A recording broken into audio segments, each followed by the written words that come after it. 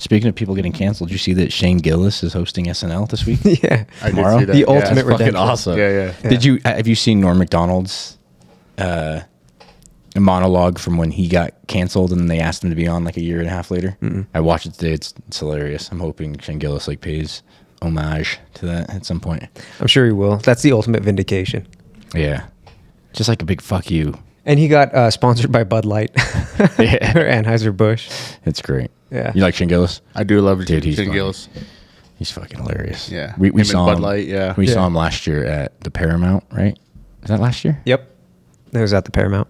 Yeah, he's pretty fucking funny. Have you been to Rogan's new Dude, club? yeah, a few times. We actually went. He came out randomly for his like birthday, and we were just like fucking around and went to ACL. And they're kind of hard to get tickets to. You have to like snag them on Instagram when they like drop them, and the good shows sell out. But do you know Duncan Trussell? Mm-hmm. We're huge Duncan Trussell fans, and it happened to just work out that we got to see him on basically Adam's birthday. Who else? Who opened for him? Brian Simpson. Brian Simpson, yeah. Was that one? Was Tom Segura there too? Yeah. So like it's awesome because you go there and you just never know who's going to open. I saw Ron White and Brian Simpson and somebody else open, some other like big name. So it's pretty fucking cool. Yeah, I heard Chappelle dropped in one day. Yeah, I guess that happens a lot. All the like time. you could see Ron White open for like other people because they just want to come work on their shit. Yeah. And they just call Joe and like if they show up, they're going on stage. A lot of the time, they're testing their material. Yeah. So Yeah, it's fun to see him work it out, and then later on you see the jokes.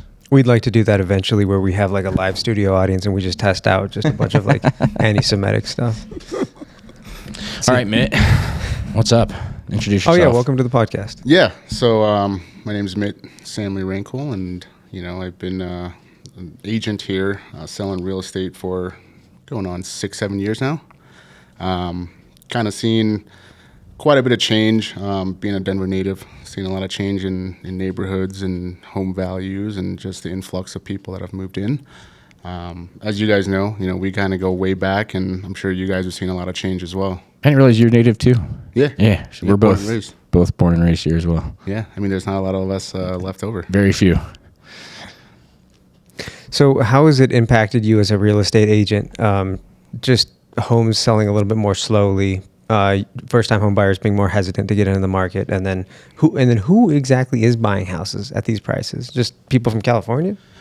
I mean, it's how it's impacted me is definitely with my business. My bread and butter is first-time home buyers. I love working with first-time home buyers, taking them through the process, showing them homes, getting them ready for, the loan process and everything else. But, it's pretty tough right now with rates where they are. I think last I checked, they're at somewhere in the 7s, 7.25. If you got good credit, you can probably get it down to like high 6s, 6.99, something like that.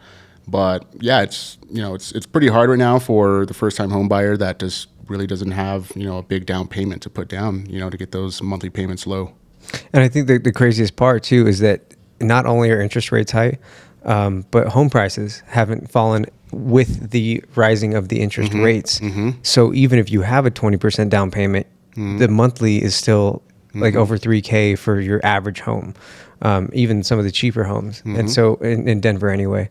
And so you end up in a situation where you need like generational wealth. Like you need a grandma or a wealthy parent to die and to be able to put like 70% down in order to afford these homes. So I'm a little bit surprised when you see the first time home buyers, like there's like the running gag, like, there's like a stay at home, like butterfly catcher and then OnlyFans, like what kind of jobs do these people have that they can even afford anything? I mean, you're seeing people from all walks of life that are able to afford homes nowadays, especially if you have a specialized skill in some certain trade. For example, my last client, he literally just bangs out dents. That's what he does. And with all the hailstorms we have here in Denver, he's got unlimited work. So he makes $160,000 a year just banging out dents, while you have somebody that's, a Starbucks barista that has a degree in art history. They're at like $45,000. Maybe 50 if they're a manager at Starbucks. So, you're seeing all walks of life in terms of, who has the money to purchase a home. But a lot of it is really just, a lot of people are getting gifted down payment funds from their parents or from their grandparents, for the younger people, at least that I've seen. There are some young people that, have pretty lucrative jobs in the tech industry that, they're making 180, 200K a year, and they're able to save up and have a pretty sizable down payment for a home. But yeah, it's like I said, it's a bloodbath out there right now. What does the average down payment look like? I mean, I guess it just depends. It's 20%. Everybody says 20%, and that's just so that you don't have to pay private mortgage insurance, right? 20% is pretty good to put down. That way you have equity in the home or whatever else. But who's going to be able to have 20% down when the house is $500,000, right? So it's tough. You got to come up with $100K, right on the spot. If you want to buy a $500,000 home, it's pretty hard for a lot of people. So you're seeing a lot of people putting down 3%, 3.5%, 5%. Mortgage is just and the mortgage is crazy, And that was to my next point is you're getting a lot of first-time home buyers, and some of them are getting gifted these down payments from inheritances, but a lot of it probably is just them being a little bit desperate and then over leveraging themselves. Mm-hmm. Yeah, there's a term that I think a lot of people know. It's called house poor. So where on paper you can afford the home, and you're in the house. The first couple months it's cool. And then after that, you're like, oh, God, first of the month is coming up. Guess I can't go out tonight, right? Because, a lot of your income is going towards your mortgage, and you have all these other expenses in your life, cell phone bill, car note, insurance, food, clothing, entertainment. None of which is getting any cheaper. Student loans, Hospital bills. Yeah. OnlyFans, you got to pay for your OnlyFans. Subscriptions. Yeah. You don't want to let them down. Cancel your sub. Dude, we were going through my dude. This is embarrassing, but I'm going to say it. We were going through my taxes. Adam was helping me, and we were looking at every single charge. And I saw one random 1099 OnlyFans charge, and I'm like, "What was that?" I'm like, "Did I get desperate one day?" And I think I wanted to see what it was about. There was some hot chick that I've been following forever. I'm like, "All right, let's see what her OnlyFans looks like." 1099 doesn't. It just gets you onto the site. It doesn't get you anything. There's no cool videos. You have to pay extra for every little thing. You didn't go to Reddit first, or see if somebody linked it? Bro, right. You just Google their name, and people have dropped their pictures and videos. And I wouldn't know I just that. wanted to see what the actual platform, navigating the platform was like. Because you can go to illegal streaming websites and watch any movie you want or anything, but they're not as they don't navigate as well as Netflix. Well, you can't do that because that's illegal. I would never do anything like that because of the legalities, but I'm just saying for people that, are unethical and like to, live in the margins, they often, I've heard, go to these websites where you can stream movies and shows illegally. Just like a lot of porn sites have stuff like that. But I wanted to see if it was I like using Netflix because it's just streamlined and it's easy. So I wanted to see if OnlyFans was much better. It's not. It's worse. And I don't understand how all these women are making money on there.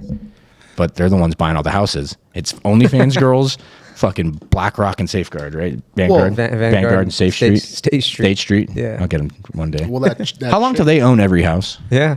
Dude, they are... It's crazy the amount of homes they're buying. They're buying up entire neighborhoods. You know what I mean? And then they can dictate the market. Well, I mean, when somebody has a home on the market and you've got 3 offers in front of you, one of them is, 5% down. We want to do an inspection. We want to, have all these contingencies and this and that. And then another one's 3% down, but I've got to sell my house first. So my contract's going to be contingent upon me selling that house in order to buy your house. And then you have some, private equity firm that's we'll give you cash, no inspection. You can stay in it for 3 months. What are you going to do? Yeah. You can't blame the sellers. Yeah. You know what I mean? If you're a seller, you're I get to stay here for 3 months while I find something else too. They're going to give me $50K over what I'm actually looking for. It's all cash, no inspection. Why not? You know? So see that a lot. Yeah. And I think it's going to become more prevalent until there's a reckoning with the bubble, whatever, not necessarily just the housing bubble, but the everything bubble. Mm-hmm. Because as people become more house poor, and become more grocery store poor and student loan poor, you have to think there's going to be a day of reckoning. Because when you are house poor, it's fine. You allocate more of your resources to your home, and then you cut back on groceries, and maybe you skimp on student loans, but then maybe you go into a little bit of debt, right? And then it's harder to get out of it because so much of your money is going to your home. And then, God forbid, someone loses their job or someone gets sick. Just anything that happens, whereas before you had like some kind of contingency plan or like a buffer for like a few months is gone. And so you see, like, they called the COVID recovery the K-shaped recovery because the well-to-dos did even better, and then everybody else did worse. And so now I think you're seeing a situation where, like, the stock market's elevated, economy's fine, jobs, the unemployment rates, rock bottom. So it's like, on paper, surface level, it looks good, but right underneath the surface, there's like a simmering of just like this angst that's ready to explode. Yeah, I think a lot of times, the news and finance people, they focus a lot on Wall Street, and that's great. But at the same time, like, what's going on Wall Street, like, doesn't necessarily mirror what's going on Main Street, right? Like, those guys on Wall Street, those companies, those firms that are, doing all these, trades and leveraging all their money and whatever else, it's a whole different ballgame from somebody, that's just trying to, like, go to work, pay their rent, buy their groceries, and maybe have a little bit left over to save. Right? I mean, it's a completely different ballgame. I think I see a lot of that in just credit card debt. I don't know if you guys have noticed, but I saw a report where U.S. credit card debt has just passed $1 trillion. Bucks. I suffered. I let my credit cards get pretty maxed out, like, during COVID, and for a while I was just paying the interest on them. I just got them paid down, like, maybe 8 months ago, and it's it's great to be out of that, but I can't imagine how many people still don't have theirs paid down. And I mean, I was, my credit card debt was $7,000-8,000. It wasn't a big deal. I can't imagine the people that have these large credit limits that have just exhausted them, especially if you're house poor and you still want to take that vacation, you still want to go out, and you just use a credit card. Before you know it, now you're indebted to these credit card companies where you can't escape the interest. Your house is insane where the interest rates are high. There has to seemingly some sort of bubble coming. And then you hear a lot of people from, the older generation that are like, well, back when I bought my first house, interest rates were at 12%, 14%. I'm like, well, how much was the house? Right. 80 grand, The value of the house is, just as relevant as the interest rate, right? So you have to look at the whole piece, and they like to look at it with rose-tinted glasses and then preach, rather than saying, I'm sorry, because that's a harder thing to say, is I'm sorry that my generation destroyed the housing market for you. I'm sorry that my generation destroyed a lot of aspects of life. After they were gifted on a silver platter this amazing existence from the greatest generation coming back from World War II in this booming economy. And you could have a one income household and be able to pay the rent while someone stayed at home and watched the kids. That's impossible now.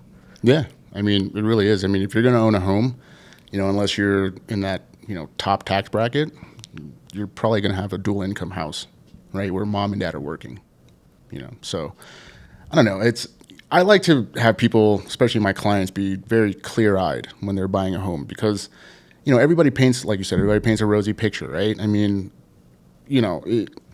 for me as a real estate agent, yeah, of course, I want to paint a rosy picture about buying a home and how great it is. And, my job is to, help people realize their dream, right? But, I don't want their dream to turn into a nightmare. And the thing about owning a home that people don't realize is that you don't just buy a home and that's it, dude. Like, you've got maintenance, you got to set aside like $3-4 grand a year if you want to keep your house maintained, right? You can let things go, defer repairs, defer maintenance, whatever else. But, 3, 4, 5 years later, it's now going to be a really big expense for you to take care of whatever it is you need to take care of, right? So, I mean, even me, I own a home and, keeping up with the lawn, winterizing the house, this, that, it takes up a ton of my time. And I'm just like, what am I doing? Why don't I just live in like, a condo where there's an HOA and I don't have to do any of that? But at the same time, like I just didn't want to be beholden to an HOA. Dude, those fees are getting insane too. Yeah, it's crazy. I know multiple people whose HOA, because they bought their house at a good time, but now their HOA is more than their mortgage. That's crazy. Yeah, I mean, I've heard of those stories too. I've heard of those stories. You know, they bought a house maybe in, 2011, 2012 for, maybe they bought a condo for 130 grand, and their mortgage is $800. Now their HOA is $800. Mm-hmm. What the fuck? Yeah, I've seen a lot of those where, first time home buyers, let's say, they don't have like a large income, don't have a big down payment. Usually what they can afford are condos, right? That's usually your stepping stone into getting a single family home. So, let's say you're qualified for $350. You can get a 2-bedroom condo in, Denver metro area, the Metroplex, for $350. Only problem is those condos are usually in older communities where maybe you don't know if the HOA has really taken care of the property, taken care of the community. So there's been a lot of deferred maintenance. So eventually those things come up. They have to replace a roof, or they have to redo the siding, or they have to redo the railing. Maybe they need to service the pool, whatever it is that they have to do. That costs money. And so usually what happens is they do a special assessment. So I don't know where you get a special assessment. It's like, hey, we need to take care of X, Y, and Z. We need $3,000 from every resident. And you're like, I don't have it. Most residents are like, I don't have it. So we're like, fine, we don't have it. We can go get a loan from a bank to take care of these repairs. But HOA goes up, right? So maybe you're paying $350 a month for HOA. Now it's $450 a month. And then it just keeps going up and up and up. And then next thing you know, you're like, what the hell, dude? Like Kyle said, my HOA payment just as much as my mortgage, right? So you're kind of just stuck in a trap, and it's just rough out there. And then as a consequence of that, the value of the condo doesn't appreciate as quickly as a single family home, right? Because the HOA is offsetting the value and the monthly payment. Or you just have a harder time selling. When it comes time to sell, people are like, okay, that's not bad. And then they look at the HOA, they're like, yeah, I don't know if I want to pay $500 a month for an HOA. Yeah, they see and the, even the I monthly feel like payment. even if you're renting, right, you rent it out to renters, you have to include that, and now like your profit margin is even smaller because you have to incorporate the HOA into your rent, and then it's hard to get somebody to rent a place for insane amounts of money. Although I guess people are doing it. That's just going to be what the world's going to turn into. We're all going to just be renting. I mean, at the end of the day, it's all about inventory. There's just not enough homes, right? And I think a lot of it has to do with, the boomers living longer. So, I mean, if they're not dying, they need to live somewhere, right? So those houses aren't really coming on the market. Also, you have this kind of gridlock right now with inventory where, in 2020, 2021, 2022, rates were unbelievable. Unbelievable. That's why you saw sub 3. Yeah, that's why you saw so many people, overbidding on these homes, because they had such, big pots of money to work with, right? In terms of, what they could do payment wise and what they can afford, on paper.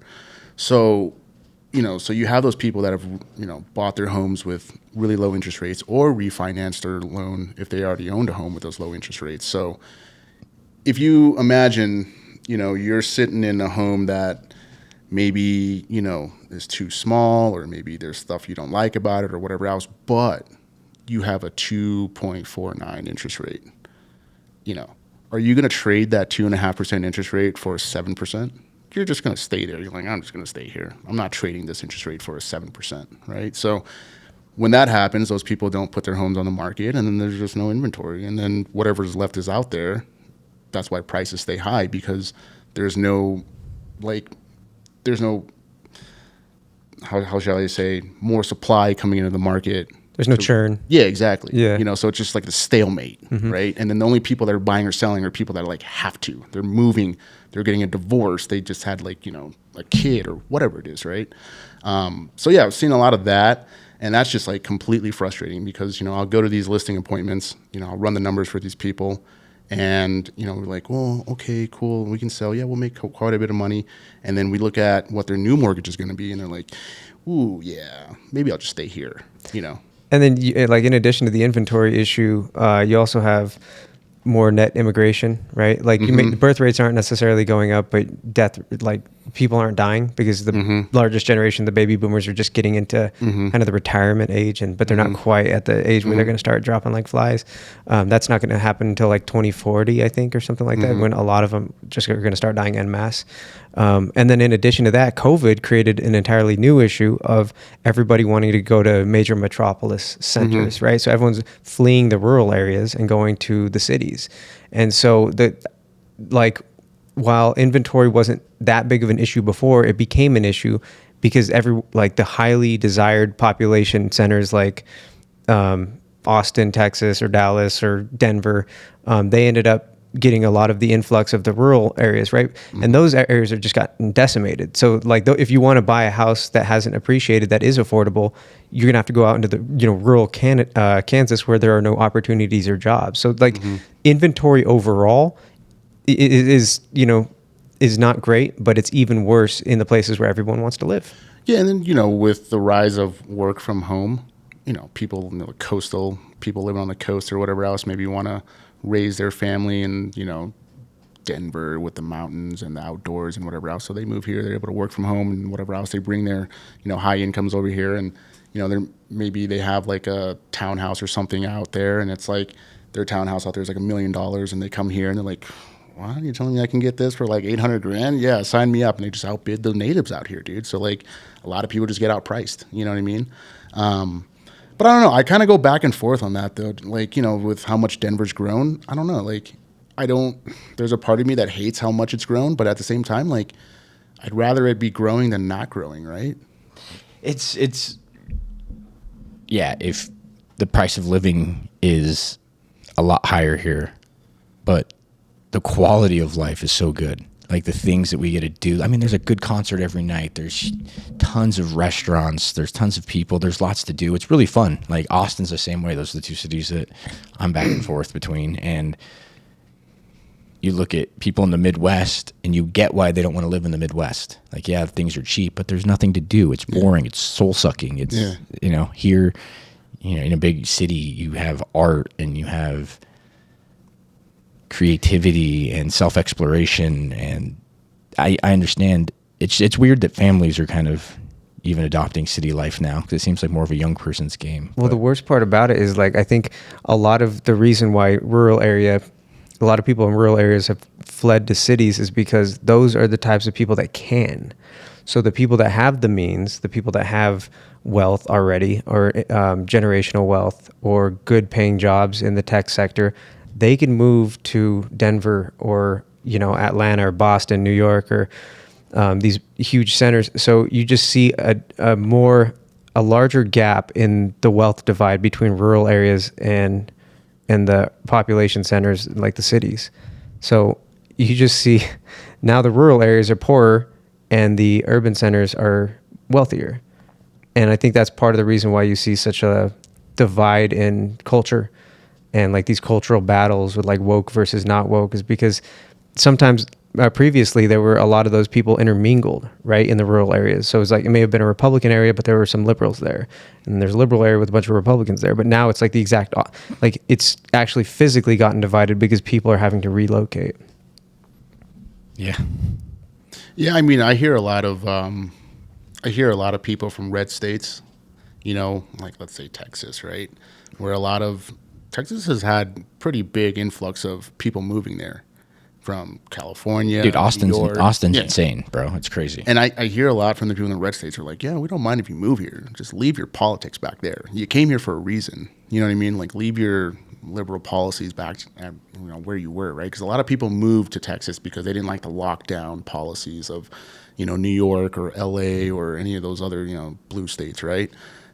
So I do see what you're saying. There's like a little bit of a clash there, a little bit kind of, liberals. And that's why Austin's super interesting to me and why I've enjoyed being there is because it is a red state, but then you have a blue city. So you have conservative laws, but then the city itself has like progressive views on culture. So you have more openness, and it's really interesting. It's I think a better dynamic than Denver, where it's blue state, blue city, and it just like the wokeness is What's the running rampant. how's the homeless situation out there? You know what's funny is I heard they're cleaning it up like aggressively. it's much better than it is here. Sure. At least anecdotally from my experience. I don't live directly downtown, but I've spent a lot of time in downtown Austin, and there are homeless people, but they seem less aggressive than here. The homeless people here, especially since we're so lenient on some of like the drug stuff, it's like we'll drive down the street and you just see people shooting up or smoking meth. It's just like, what the fuck? And the cops are they're right next to you on the street. They don't even look over there. They don't care. I mean, I guess they just don't have time or resources to allocate towards cleaning it up. But Austin, there's homeless people, but it seems like there's less per capita. I could be wrong on that. There's just anecdotally, or at least wherever they have sort of forced them to migrate, it doesn't seem to affect like the downtown life as much as where downtown here it's terrible. Even here, you walk outside, you're going to see a homeless person within 5 minutes of Yeah, I mean, back in the day, it was, what are you going to do tonight? Oh, we're going to go downtown. We're going to go downtown, right? Go bar hopping, whatever else. But, like, nowadays, like, I don't go downtown unless I have to. And if I do go downtown for, like, leisure, it's for dinner, maybe one drink after, and I'm going home. Yeah, it's a disaster. I mean, we live down here, and I don't go out. I can't wait to get to the mountains. That's my going out. You also don't drink. Yeah, not drinking. And just getting older, it's less appealing to go bar hop. Although it's hilarious. I have friends in their like mid late 30s that are still doing it. Well, it's funny at our age now because you're starting to see all the people that had kids and got married real young. Now they're kind of going through divorces, or their kids are a little bit more grown up, and they're trying to enjoy their youth the way that we probably did in our like 20s, now in their 30s. It's kind of a funny dynamic. I mean, I have a lot of friends now that are single again with kids in their mid 30s. Like, let's go out, let's go do stuff. And they're like, why don't you want to go out? I'm like, I don't know, I did that for a decade. Yeah. I'm kind of like, now I want what you had then. Yeah. I'm still hungover from my 20s. Legitimately. Yeah. Man, the amount of alcohol I put down. Yeah, what do you guys think about that? Like getting married young? I think it's dumb as hell. So I actually had a conversation with a guy I play poker with. He's maybe on the extreme side of this, but he had kids young, and then he had kids again in his like mid 50s, which is really late. Same woman? No, Of course. That's the problem with getting married young. he got a much younger, hotter one. Yeah. No. But I mean, yes, that is what happened. But he was saying, he's like, it's much better being older and having kids, because he's like, I'm there. I want to be there, and I have money and time. He's like, when I was young, he's like, I didn't have the money or the maturity to really be a good dad. Yeah, he didn't have it's the like, he's like, I tried, and he's like, I think I did okay, but having him older, seemingly much better. My dad had me at 41 or 42, 41, I guess, and it seemed he was there, all the time, and that doesn't seem like the worst plan. It almost seems like do them really young, have kids really young, so by the time they're kind of in college and grown and leave the nest, you still have some youth and you can go do things, or have them later so you get out all of your, sow your oats, so to speak, and then when you start to slow down anyways, like, it would be nice to have kids around when you're in your mid 40s and you're kind of slowed down and not going out all the time. Yeah, I mean, I have some friends that are like, dude, you don't want to have kids like when you're old? I'm like, why not? He's like, well, you're just going to be too old to like hang out and play with them. I'm like, dude, I'm 35. Like, I still feel like I'm 21 half the time. So, Dude, like, and you take care of yourself. That's up to you to take care of yourself. Like, I feel pretty good for 35. Yeah. I look at some 35-year-olds, I'm like, you ain't got shit. My mom, I went skiing with my mom yesterday. My mom's exactly 30 years older than me. Our birthdays are like 2 days apart. She's almost 66. She's still skiing and doing stuff. I'm like, it's up to you to take care of yourself. Yeah, if you're a fat piece of shit slob, maybe having kids in your like 40s is going to be rough. You just alienated like all the fat piece of shit slobs that watch our podcast. Sorry, fat piece of shit slobs. You're doing. I mean, I also think great. like Keep getting it up. married, in your early 20s, like you're still don't. We're really at know. the age now where we have seen all of our friends who got. How many of those are working out? Yeah, I mean, Let's be honest. How many of those are working out? 21, 22, 20, like, you don't really know who the hell you are yet. I mean, you're still like navigating your way through life and this and that. You're figuring out what you like, what you don't like, and where you want to go, where you don't want to go. Sometimes people don't even know, right? Which is fine. But to think that Throwing a kid and a wife in the mix. Like, Yeah. I didn't make many good choices in my 20s, but like marriage and kids, I was like, nah, let's hold off on that. Yeah. Like, you're impulsive as it is. Like, let's not do that one. Yeah. Although I probably would have if I was like head over heels. I just don't think I was ever with a chick that I really could see that with. I think I would have, and I think, but I'd probably be getting divorced right now. I was going to say a lot of people that get married young, right? Like you think you know a lot when you're young. Oh yeah. Like I thought I knew a lot. I thought I was the smartest person in the room all the time, and you realize you're so naive and ignorant. Dude, it's like you may be intelligent, you may be book smart, but you don't really know anything about No reality. experience. You don't. It was funny. I was watching some clip. It was like a podcast, and then the two guys were interviewing a girl, and she was 20 and they were 22, and they're like, "You're only 20? Wow, we thought you were way older." He's like, "You're so young." I'm like, when you're 35, you look at a 20 and a 20, they're the same. Yeah, that's the same age. Like, I wonder, are we going to look back in like 15 years when you're 50? You're like, man, I was so stupid when I was 35. Dude, I do that now. Like sometimes I go to shows and you see the young guys that are just acting a fool, and you're like, fuck, is that how I was back then? And you're like, I was probably worse. I was probably worse. I think the last show I went to was at Red Rocks, DJ Snake, I don't know, a couple years ago. I think like probably 2019 or something. It was a while ago. And the only reason I went is because this girl invited me to go, and whatever. I was like, let's go.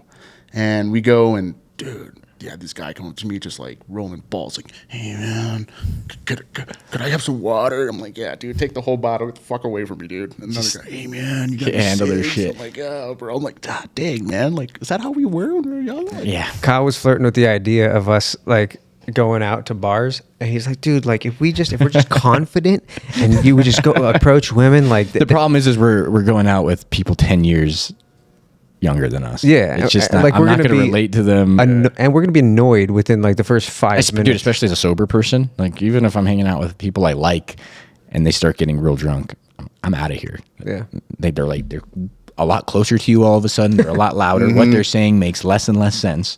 It's not interesting. One side of your face is just wet from all the spit. Yep. It's funny. We talk about concerts. I like to go to concerts with like older demographics because I know there's going to be a point where we're all just sitting down. Yeah. Like they're in the middle acts. You're just kind of sitting and chilling. If it's a good song comes on, you might stand if you like them. But, nobody's really going to stand until the headliner gets up there. And then I'm also...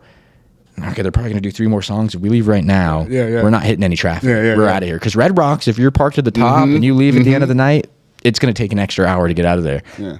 I'll miss the main songs, the best songs, to get out of there a little early. And it's hilarious because you feel like At my Red Rocks show that I spent $280 for a ticket, that's the inflation's killing concerts.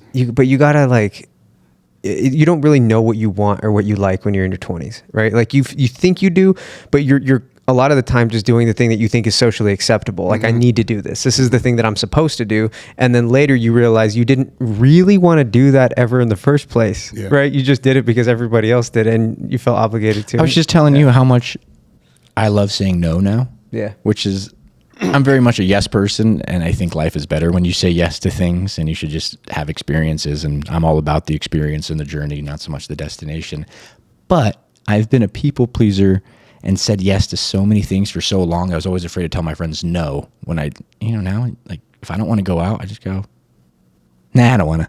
I think that just comes with age, man. Dude, it feels so good, though. It comes with age. Like, all your friends are out and you're just at home. You're like, yeah, I didn't want to go out anyways. Like, I'm not missing anything. That FOMO you experience.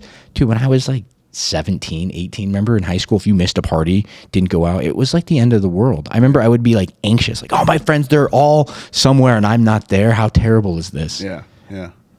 That's my favorite thing now. Yeah. I'm like, oh, look at all them. They're going to be all hungover and tired. I'm getting sleep tonight. But how much of that is because you were able to have those experiences in your 20s? A lot of it, probably. Like, because I think people who do have like the wisdom to have that idea in their 30s, like that had kids early and got married early, like they know they're not going to enjoy it. They know the hangover is going to suck, but they just feel like I didn't do it, so I have to do it. No, and I don't blame them. I don't think it's necessarily the worst look when you're 35 and going out still, 40 going out still, because I get it. You probably did life different. There's no rule. It's not a race.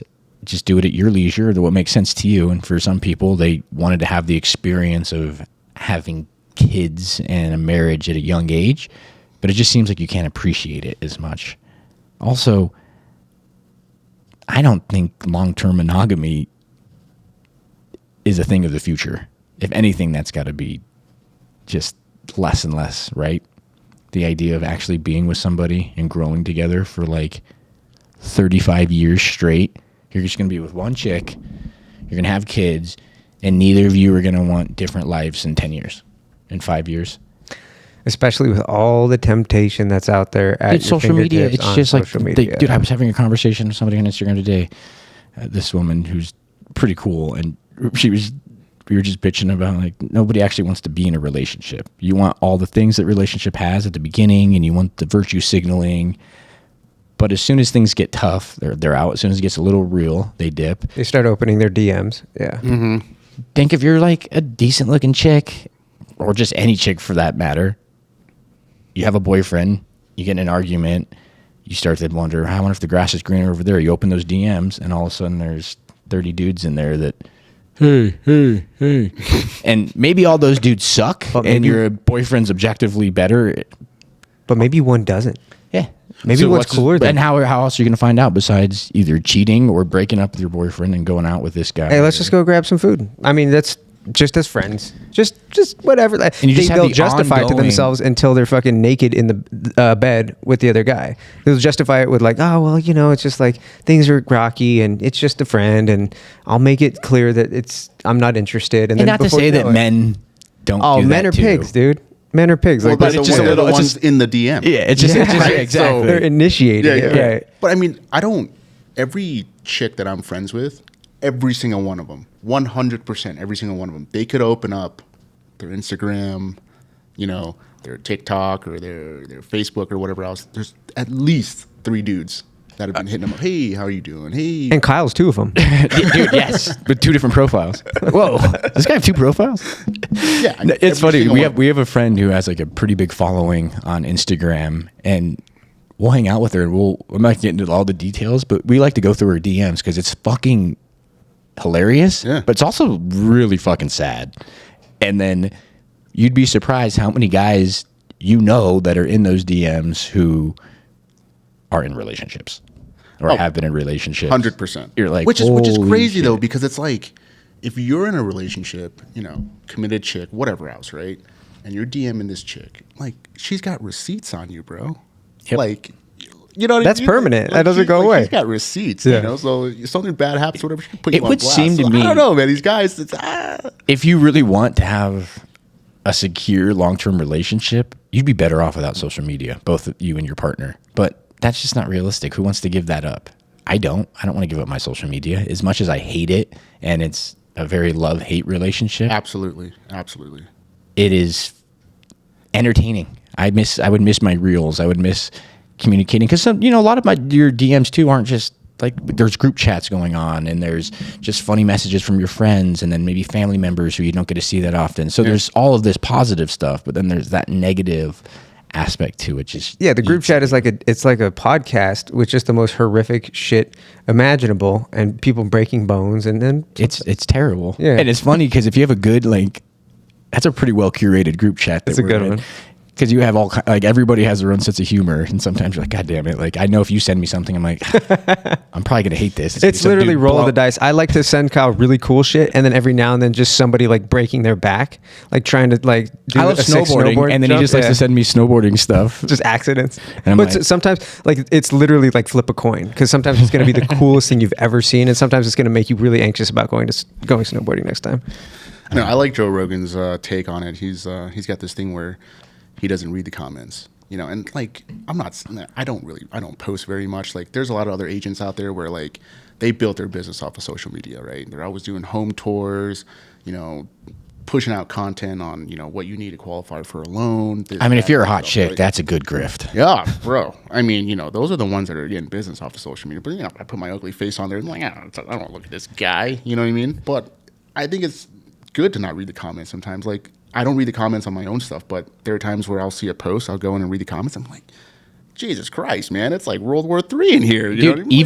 even Like, this this podcast, like on the podcast page, you know, it's better not to read them, but like the good ones are so nice to read when somebody like relates to what you said or like gets value from listening to it. And then you just have some dude in there that's just talking shit who missed the complete context of anything. And it's hard not to end. Those are the ones that you really want to engage with because but they're baiting because you need half the time they're baiting you anyways. They're safe behind their keyboard. You know what I mean? So you can say whatever you want. You know, it's like that person that's like road raging, right? You feel like you're kind of safe within like your car, and then like you're flipping this guy off and whatever else. You're calling him this or that, and then you know you come to a stoplight and he gets out. You're like, oh shit. You know what I mean? Like, dude, you know what I'd love to do is have like a hater on the podcast, because like you don't.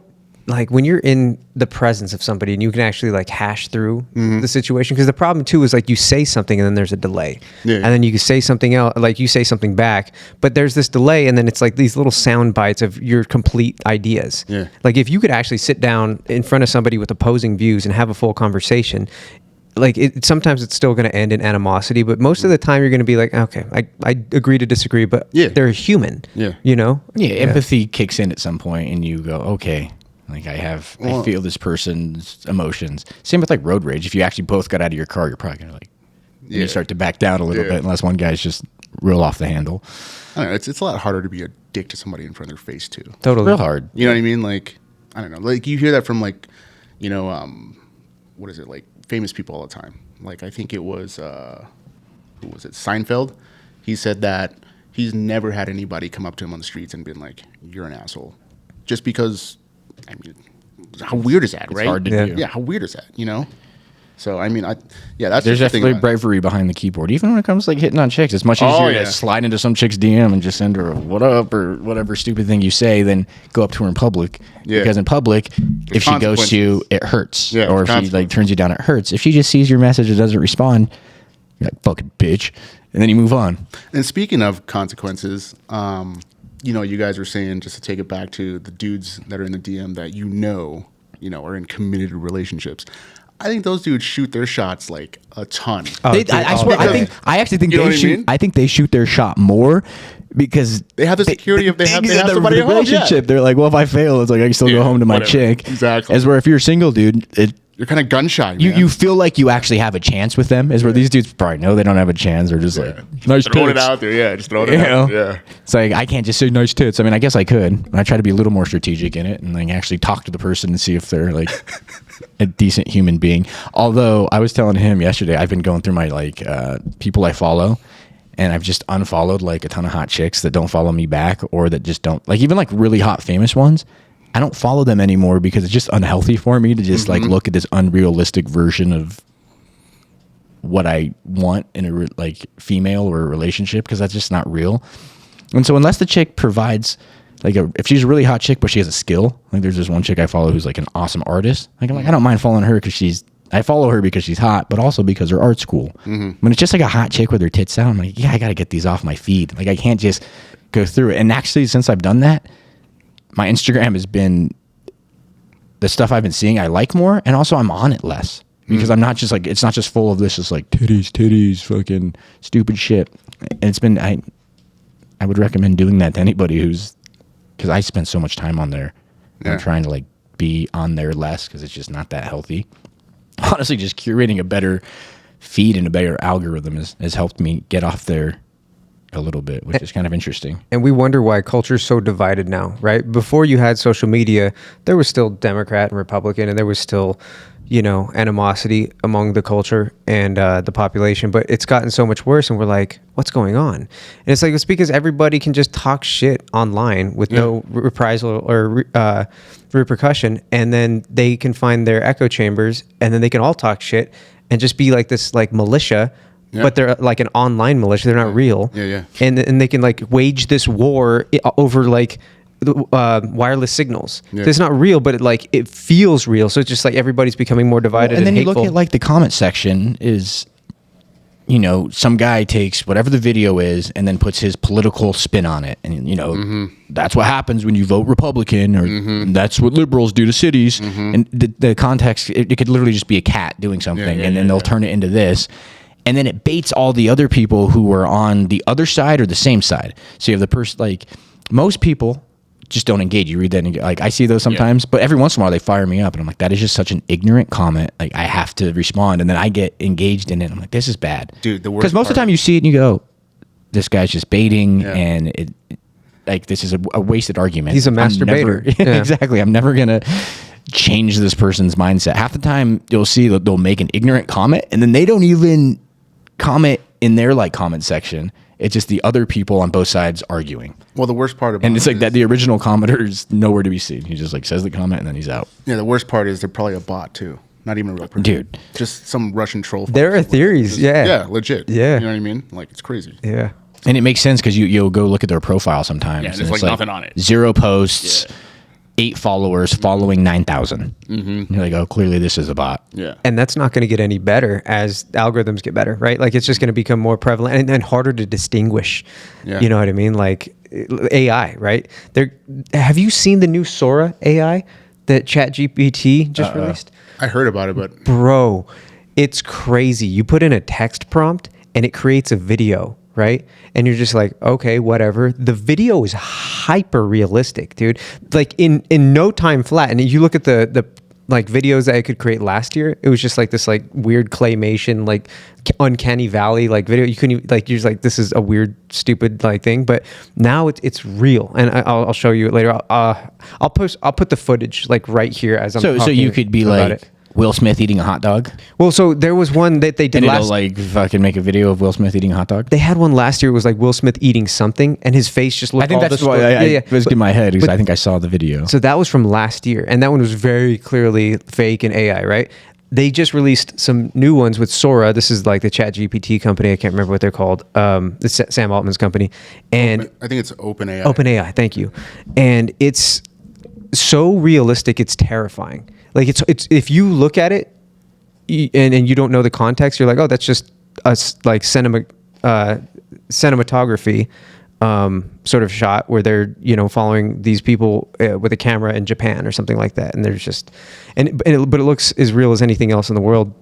And the problem now is like our faces are going to be on here, and like they're going to be able to just replicate like Morgan Freeman. Mm-hmm. And it's especially the more content you have out, the easier you're going to be to replicate. Yep.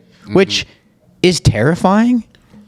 But I was saying, I think we were talking about it would be cool, like the more of a footprint you have, like if one day you do die, if they're ever going to make an AI version of you for your family members to like visit like a Black Mirror episode, like they would have the content, which is terrifying. But then there is like your essence does sort of live on. Yeah. Which is a weird they say, thought experiment. Yeah, I mean, they say that you die twice. The first time when your heart stops beating, your blood stops pumping, and the second time when the last person says your name for the last time. And if if your legacy lives on even as just like a digital footprint, then you get to live longer than other people. But like, who cares? I don't know. But so many people do care about their legacy. Yeah. And that's why people have children, right? Yeah. At the end of the day, it's like you want to propagate your legacy in some form. Maybe not so egotistical to be like you, but the human species, even like life wants to continue, no matter how you chop it up. Mm-hmm. No, you're right. Mitt, do you have any a wife or kids or anything? I've got a fiance. Okay. Congrats. Yeah, she's great. Kids in no the kids. talks. No kids. I mean, dude, like I said, I hear that from people with kids. They're like, you don't want to be too old when you have, a kid. I'm like, oh, I don't care, man. You know what I mean? Like, for us, I think really it's just we're so busy. She works a ton. Do you think later it'll? I'm not opposed to having kids, man. Like, I'm really not. I personally just want one. She wants like 2 or 3. Yeah, if you're gonna have one, have 2. Yeah, you're gonna have 2, have 3. We might meet in the middle for like 2, but If you have 4, you just have to join some weird church that everybody else has 4 kids with. I think 1 to 3 is normal. As soon as you get 4, you're a fucking nut job. Yeah. Yeah. Dude, it's just. But then once you have 4, like, fuck, Pandora's box is open. Have 20 of those things. Dude, it's just fucking expensive. Dude, it's insane. Like one of my clients, he has 2 kids, and they do a shared nanny with like a house down the street. So he was telling me he pays $800 a week for 2 kids, and they still have to provide food and snacks and all that shit. So I mean, what was that, $3,200 a month for childcare? It's insane. You know, and so like whatever money they might have for vacations or this or that or whatever, I was getting gobbled up by, And then so I was talking to him. I was like, so if you're paying $3,200 a month, like, would it be better if maybe one of you guys stayed home? You know what I mean? Like, Sure. But, for childcare. Yeah, but I guess whatever neither of them wanted to sacrifice their career. When I think about having children, I would like to be able to not work. Like work. You would like to be able to not work anyway. Yeah, no, I don't work anyways. I haven't had a job in like 7 years. I mean, dude, kind of that's how I feel about being a real estate agent is like, I don't know, my schedule is completely different from most people. I have like free time when they don't have free time, things like that. Like whenever my parents have doctor's appointments, my sister's always like, can you take them since like, you're not really like, I'm still doing shit, you know what I mean? But, sometimes it doesn't feel like a job, dude. And then sometimes it feels like, what the fuck did I get myself into, dude? I have no time for anything. That's how it was like in 2020 all the way up to like end of 2022. Just showing like, 15 houses a day, dude. And just so tired, just so like burnt out because, you're submitting offers at that time, you're submitting offers on maybe like 5 houses until your clients actually got an offer accepted. You know what I mean? Because everybody was getting outbid. I mean, we had a client that was a lawyer and she was looking in Arvada, which exploded in terms of like popularity. People loved being around Old Town, right? I don't know if you guys been there lately, but I hadn't been to Old Town in a long time, and I actually went on a little coffee date there like a month ago. Yeah. I couldn't believe how different it looked. Yeah, dude. I mean, it was like a 3-bed, 1-bath, like super small, like in the industry we call it cozy, house. Dude, what did we offer? It was listed at like $520. We offered $6, and we still didn't get the house. Dude. That's how crazy it was, man. So yeah. I mean, there are times where like I'm working 24/7. I'm constantly on the computer, constantly, replying to emails, constantly talking to industry partners, title reps, mortgage officers, things like that. And then there are times like right now where it's just kind of slow, and I'm not one of those agents that are like, yeah, I'm always busy. Yeah, I'm killing it. I'm still closing 3 or 4 deals every month. I'm like, no, I'll be real with you, dude. That's because you're an honest person that's not a scumbag sleazeball. I'm like, I'll be real with you, dude. Like, it's pretty damn slow right now. Like, I've got time on my hands. You know what I mean? And it's not for lack of trying, right? But at the end of the day, I tell people that want to get into real estate, I'm like, look, I know you're a salesman. I know you like sales. I know you're extroverted, this or that. But I'm like, dude, this isn't selling cell phones. This isn't selling cars. Like, not everybody can afford this shit. Everybody wants to buy a home, but not everybody can. You know what I mean? And there's also so many agents in the industry because they just all think it's easy money, and it's just really not. They all got in during COVID too.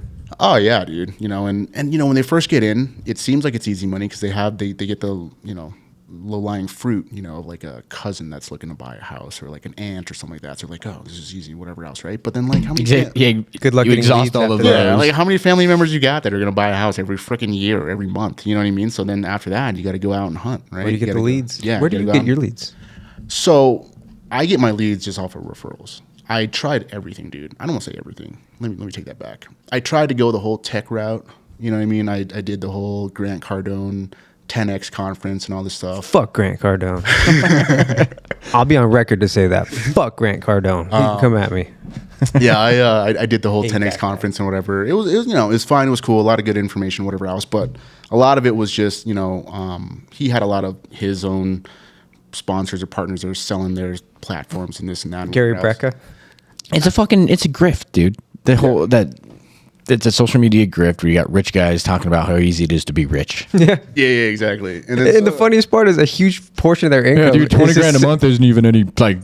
I couldn't even imagine making 20 grand a month. That's nothing. You don't realize how little 20 grand a month is. You make 100 grand a month. You make $1 million a month. And the funniest part is like a lot of it is a self-fulfilling prophecy because a lot of their income comes from people that are trying to get to their spot. They're just selling books or bullshit. Exactly. It's like hilarious. The old, like, who's the guy that used to be on TV? Like back in the day, they used to have the dudes that would sell like real estate stuff on TV. And those guys were sort of the pioneers of that, right? They would get on there and they would hawk their shit on TV before there was social media to hawk it on. And now these guys just have an endless platform to hawk bullshit. Yeah. It's bullshit. Yeah. But yeah, I did sales funnels, off of like, Click Funnels with Russell Brunson.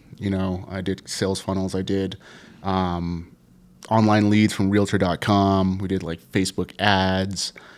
Dude, word of mouth is powerful. Zillow. Dude, none of that shit it was such a waste of time, such a waste of money. Because it's so oversaturated. It's so oversaturated. And then half the time, dude, like if you're getting a lead from like, let's say Realtor.com, it'll ping me, right? Like, oh, this person's, looking for a home, this and that. Here's their information. Call them right now. You'd call them, and then like half the times they're like, dude, I was just trying to get past the paywall. So that's why I put my information in. Like, I'm not really looking to buy a home. You're like, okay, great. And dude, I was paying like $800 a month. And that was like the small package. I just wanted to try it out. What the fuck? Yeah, I just wanted to try it out. No, buy the bigger package. You get better results. This is what works sometimes, but just spend more money. Yeah, and so you get better results. they'll guarantee you like X amount of leads, right? But if you buy like, the entry package or whatever else, like they don't tell you like you're sharing those leads. So like sometimes I'd call and they're like, oh yeah, another agent already called me. Like, well, what the fuck? You know what I mean? And then, come time for a renewal, I'm like, yeah, I didn't really like it, so I'm just going to nix it. Well, what's the problem? Well, the leads are crap. Well, man, what we need to do is just lock down a zip code for you.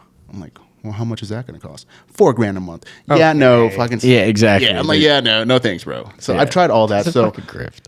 Then I just come back to just referrals, man. Just working with people that I know, people in my sphere. Those are the best because I get to work with people that I, either kind of know or like. And there's an incentive to do well for those clients because, Kyle, if you... Exactly. There's a degree of separation. Yeah. Like, you want to do well by the people that referred you. Yeah. If, like, you refer me a cousin, dude, like, I'm going to treat that person like they're my cousin. You know what I mean? Because I don't want them going back to you like, Kyle, yeah, Mitt kind of fucking sucked. He dropped the ball. He doesn't call me. He doesn't this, doesn't that, right? There's just no good comes from that. Yeah, it's a win-win for both sides. So I always find that those are always the best leads to kind of work, and those are the ones that usually close. How many people get into being a realtor who lack an identity, and then they see being a realtor as an identity?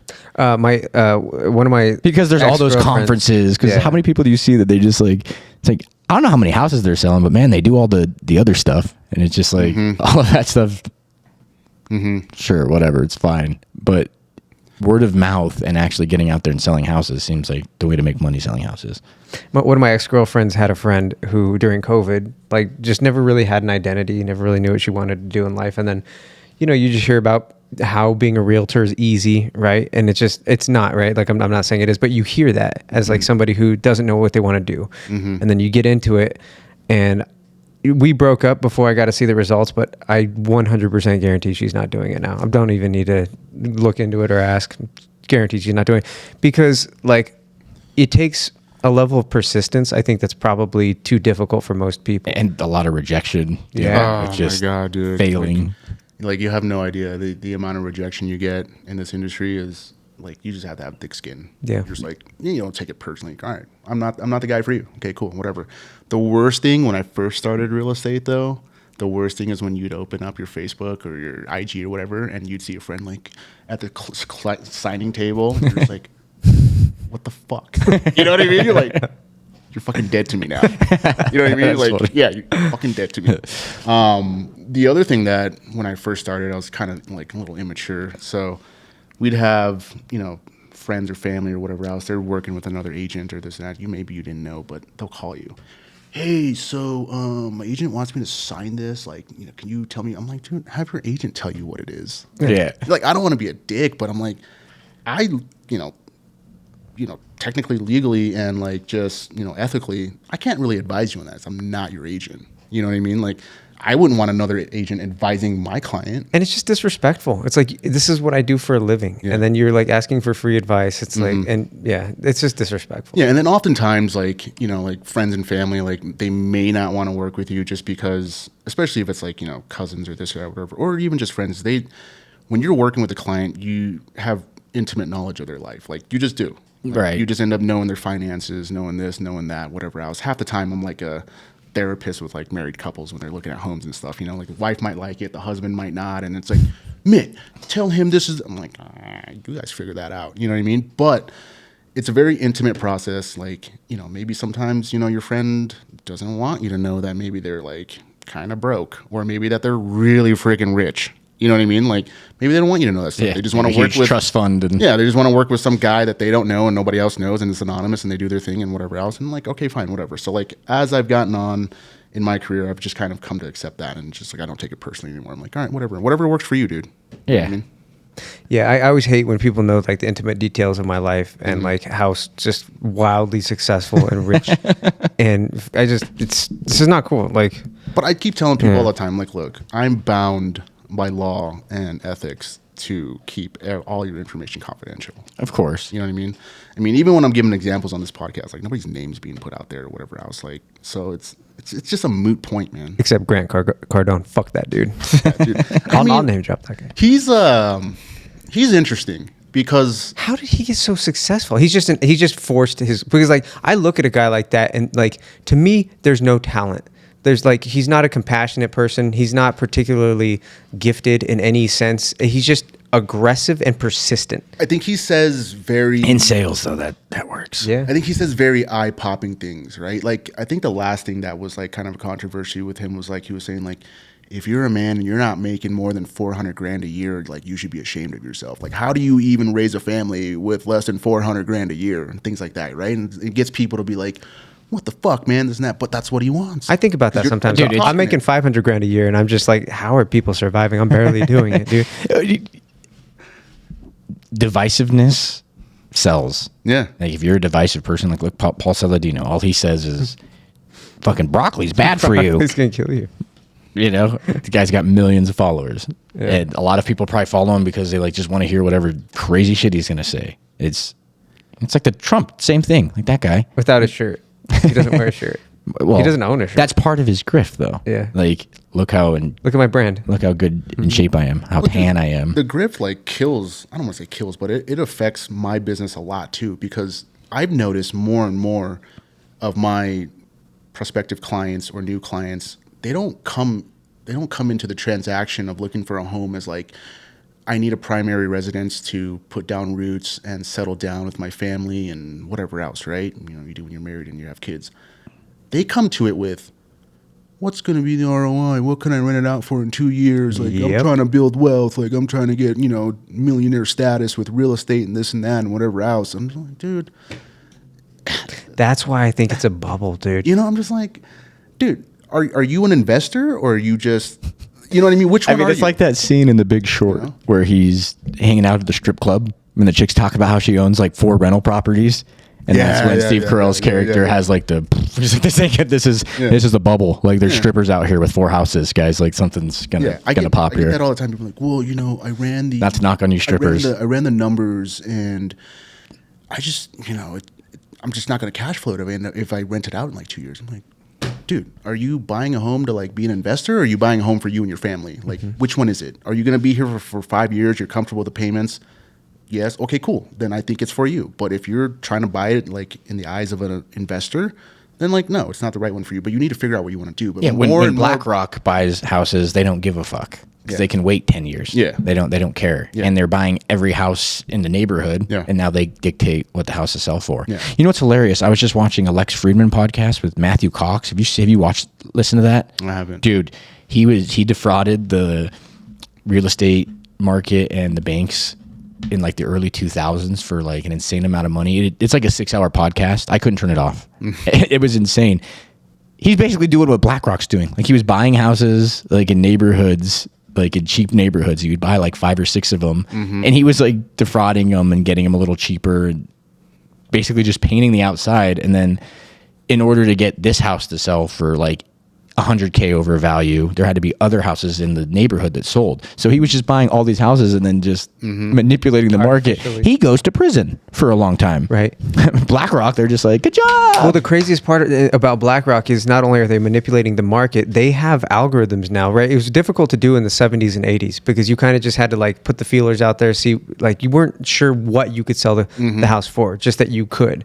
Now it's like they have these algorithms that are pinpointing exactly what people are going to buy it for. And same thing with rents, right? And so they own these homes and then they rent them out, right? We're becoming a nation of renters. They rent them all out and then they know exactly like the maximum that they can set it. And then they do that with all of the surrounding areas and collude with the other people. It ends up moving the market. Dude, it's artificial inflation. And so And then the worst part about it too is if you have like an actual landlord, a human being that like owns the home and cares about the home, then they're going to want to keep the home in good shape. What does BlackRock give a shit about that? Yeah, okay. Especially if they own it all. So it's like you're going to see homes across the country as they continue to buy up all the housing market just dilapidate because they're not going to give a shit. You're going to call like BlackRock and say, hey, like my plumbing is broken. Can you come fix it? And then they just like, you know, it's a race to the bottom. They get the cheapest guy out there that they can, and in 5 months or whatever, and then they do some piss poor job, and then before you know it, you've got this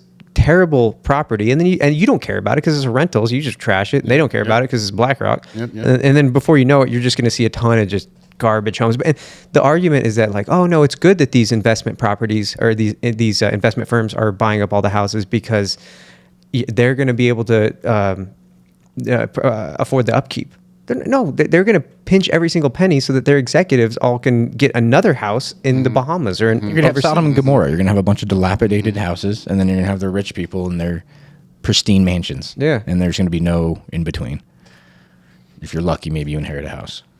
Unless the bubble pops. Unless they're like the bubble pops, or you have Congress that instates laws against owning multiple homes for profit. That's a good one. That's a good joke. That's a good joke that you just told. It's just so hard to see the bubble popping anytime soon. For sure. With how low inventory is. It's not going to pop. I think you know what I mean? It will eventually, I think, just because you do have a lot of these companies, what is it, HR or DH Horton or something, or DR Horton, and a bunch of these other companies. I made a good amount of money investing in those companies. I've since sold all my stock, and they've since gone up even further. But I made a good chunk of change investing in them during COVID and a little bit afterwards. But they are actually continuing to build, right? Even with interest rates as high as they are, just because they see how low supply is and how much money there is to be made in the space. And so as supply continues to grow and as people start to leave the urban centers when they can't afford it, and as you see the credit card, like the housing bubble is going to be the last one to pop. If like it's going to be student loans, it's going to be credit cards. Commercial real estate probably goes first, right? Commercial real estate, definitely. I mean, that one is that's a danger right now. And when I say that's a danger, is because a lot of those notes are coming due. Banks are going to get fucked. A lot of them are holding on to these notes where the owners aren't going to be able to refinance with the new rates. And I don't know what's going to happen, but it's going to be rough. They talked about turning a lot of these office buildings into like apartments and whatever else. And on the surface of it, you're like, yeah, I guess that's a good idea. But it's just really hard and really expensive to convert those office buildings and those skyscrapers. Yeah, the infrastructure is not there. It's hard to convert them because like you got to have windows and shit, dude. Like what, you're going to have like an apartment like in the middle with no windows? Like what are you going to, you know what I mean? So like I don't know what's going to happen with that, but it's wild. We'll see. And the craziest part is it's like a cascading effect. Boom. It's like the doom loop. It's like you see it happening in San Francisco, right? Where like a lot of businesses have left, a lot of people have like kind of left like the city. It seems like such a nice city. Everything I hear about San Francisco sounds so nice. The funniest part is it's like still the most expensive place in the country to live. So you have that is. But it's like a virtue signature. That's like the only reason it's expensive is because like I mean. It's beautiful. It's beautiful, but like, who would want? Like, you see the homeless there, and it makes Denver look nice. Yeah. It really does. You're like, all right, this isn't so bad. And that's the haves and the have-nots, and that's what happens when you create inflation that creates like a two-tiered society. Is like, and nobody thinks about that because that's like long-term thinking. Everybody's thinking about short-term profits, but as you let society degrade. In your pursuit of profits as a State Street or Vanguard or whatever, you're going to see more people become homeless, more people become desperate, and then you're going to see the consequences of that ripple through society. And nobody's ready for that. Nobody cares because they just want to make as much money as humanly possible. Nancy Pelosi's in charge of that district, by the way. Of course she is. Yep. And then people are like, why don't you want to have kids? And you think about things like that, and like if it hits the fan, it's just me, man. Like, I got to take care of me. I can probably figure me out. I couldn't imagine having a wife and 2 kids that I also had to figure out. That would be a lot. It would be. It's like, I want all those things, but it's just seems like a losing venture sometimes. You could probably pull it off in the 80s and 90s, right? Just because the conditions. We talk about that all the time. Yeah. If I was 35 in 1991, life would be pretty sweet. Dude, the 90s were great. I would have had kids. I mean, Oh yeah, in the 90s, because dude, social media didn't exist, but the internet still did. So you had like I keep saying there was just the right amount of technology. exactly. You know what I mean? There really just the was. right amount of technology. Like you could, healthcare was good. You know, you could fix your ailments. Yeah. There was enough connection online, and you could search things, but you know, you still had like your weekly meetups with like I guess there's still meetups going on, but they just seem so disingenuous now. It just the community seems stronger in the 90s. Yeah, I mean, even now, man, like whenever I go to like networking opportunities, as they would call them, you know, it's like the people I meet there, I never really feel like there's a genuine connection. It's always like somebody has an angle, you know, trying to see how you can help them, or like how they can leverage like a relationship with you, or this or that. And it's like, I get it. It's kind of it's part of business too, and whatever else. But at the same time, it's like, I don't know. It just feels a little slimy. I don't know. It's not. Dude, I'm in the world of professional gambling. All I know is slimy. People are like the slimiest, sharkiest people. There's great people in the poker community too, and like we help each other out. And I've had people help me out. I've helped others, but then there's just like people want to like. There was I have a group chat for one of the private games I play, and there was like an argument going about what the right way to like get the seats for each game is, because everybody, like poker players, only want to play against the worst players. Like you just want to, you want the big fish to come in the game that's just going to lose 20 grand and basically plays with their eyes closed and can't make a good decision to save their life. Oh, sounds like me. Wait, do you want to come play? I got a spot for you. It's like, it's hilarious. Poker. So real quick, how did you, couple questions actually. What led you down the road to be a professional poker player, and how do you become a professional? Like what's the standard? Like when do you know you're professional? So I'll give my answer first. Professional poker that's such a loose term. Professional poker player. Like most you, of the like really you're paying good your bills, and you know you're Yeah. That's what you do for a living. So you're like, I'm a professional. Yeah, so dude, I always loved poker. I mean, as a kid, I would play poker and I loved it. I remember seeing the movie Maverick when I was real young with Mel Gibson. I think there was like an original Maverick, but there was like, I don't know if you guys remember that movie, but it was like a poker movie and I loved it. And it was just always a game I liked. And then I would say around like 21, 22, I started playing a little bit more and started going to like the casino and some home games. And just naturally, I think I was kind of good at it. Like I would notice that I was playing with people who've been playing for like 20 years. And I've been playing for like a year. Like I'm better than this person. And it wasn't even like ego. Like I'm seeing how much they're losing and how much I'm losing. And I was losing, but less. And I would have winning sessions. And it just sort of evolved from there. And it's funny. People like ask me like, oh man, it looks so awesome. Like, do you get to play poker for a living? It looks so fun. I want to do that. Like, be prepared to lose money for a decade. Be prepared to just not win for a decade. And it's probably easier now for people with YouTube and the information out there. You could probably get to where I'm at a lot quicker. And I had a lot of leaks and things that kind of prevented me. But during COVID, I wasn't working, and that's when I really started to get into it. And I was playing online, and I built up a bankroll online quickly. And then, yeah, I mean, I don't ever think of myself as a professional poker player. Like people ask me, like, and I don't really like to describe myself as a professional poker player. I play poker for a living, but I mean, it does. But like, if you really want to know, like nothing about what I do feels very professional. Like it's very loose and fun. Do you think that's like imposter syndrome though?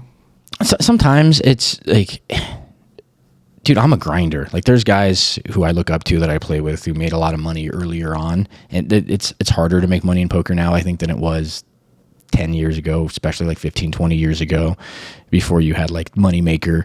The knowledge was kind of kept secret. It wasn't out there. And then Moneymaker happened. And then you had this huge explosion of people, you know, like, well, this guy just won $8 million, who was just like some guy that, you know, I play in a home game. Maybe I can make $8 million. And then people started chasing the dream. And I really think of the poker players I play with, like, and some of the home games, there's more professionals. But like when I go to Austin, when I'm at a table, maybe 5% of the people are actually profitable. Like really actually making more money than they're losing. Most people are just, you know, it's not like golf where you can easily discern who's the better player. In a poker game, like the good players win a lot, but the bad players win occasionally too, and they beat the good players. And there's so much ego involved that I think people just lie to themselves. Like, oh, I'm not a losing player. Like I lied to myself for the first like 5 or 7 years. Like, oh, I'm not. I knew I was losing, but I was losing a lot more than I thought. Because theoretically, unless like obviously there's variance, and there could be one person that's just so bad, or people that are so bad that a lot of people are winning a little bit, and just a few people that are losing a lot. But generally, it's going to be close to 50% are winners and close to 50% are losers, because there's going to be one that counters. Offsets the person on the other end that's really bad, the person that's really, really good. So like it's 50-50. So like if you're a poker player, somewhere between probably 40 and 50% are just going to be losing players. Oh, it's more than that, dude. I'm telling you, it's like 80% lose. Now, they just lose at different rates. Now you have some guys that are just losing, maybe they're losing 2 big blinds an hour or something. And then you have guys that are just dusting money that never win. I mean, there's a lady I play with in Austin who I think I've probably played with her 50 times. I'm not kidding. I've seen her win one time. No. One time. And most times she's losing 1,000, 2K a clip, whatever. And you just think, she does that a couple times a week. I think those people just love the action, though. They just do. The game's so addicting, and the game's so fun. And it's like golf, right? You could have a round where you shoot terrible. You play terrible, but the last hole you get a birdie. Yeah. Or you pipe that drive. It's just and it makes you come back. Yeah, exactly. So poker's the same way. You lose 10 sessions in a row, and then you win a session, and you run good, and everything just works out. And you're like, that's like the dream. And even you have micro wins every session. It's not like you just lose every hand. I mean, Tuesday I lost every fucking hand I played, but that's rare. Most of the time it's like you're winning, losing, then maybe you lose a big pot or win a big pot, and that kind of dictates, your profitability for the session. And I think it's perfect for people with ADHD, right? Like, how do you put an ADHD, like somebody with a very ADHD type mind, into a situation where they have to be structured and like calm? Well, so that's gotta be so to get back hard. to your question. Is for me, it was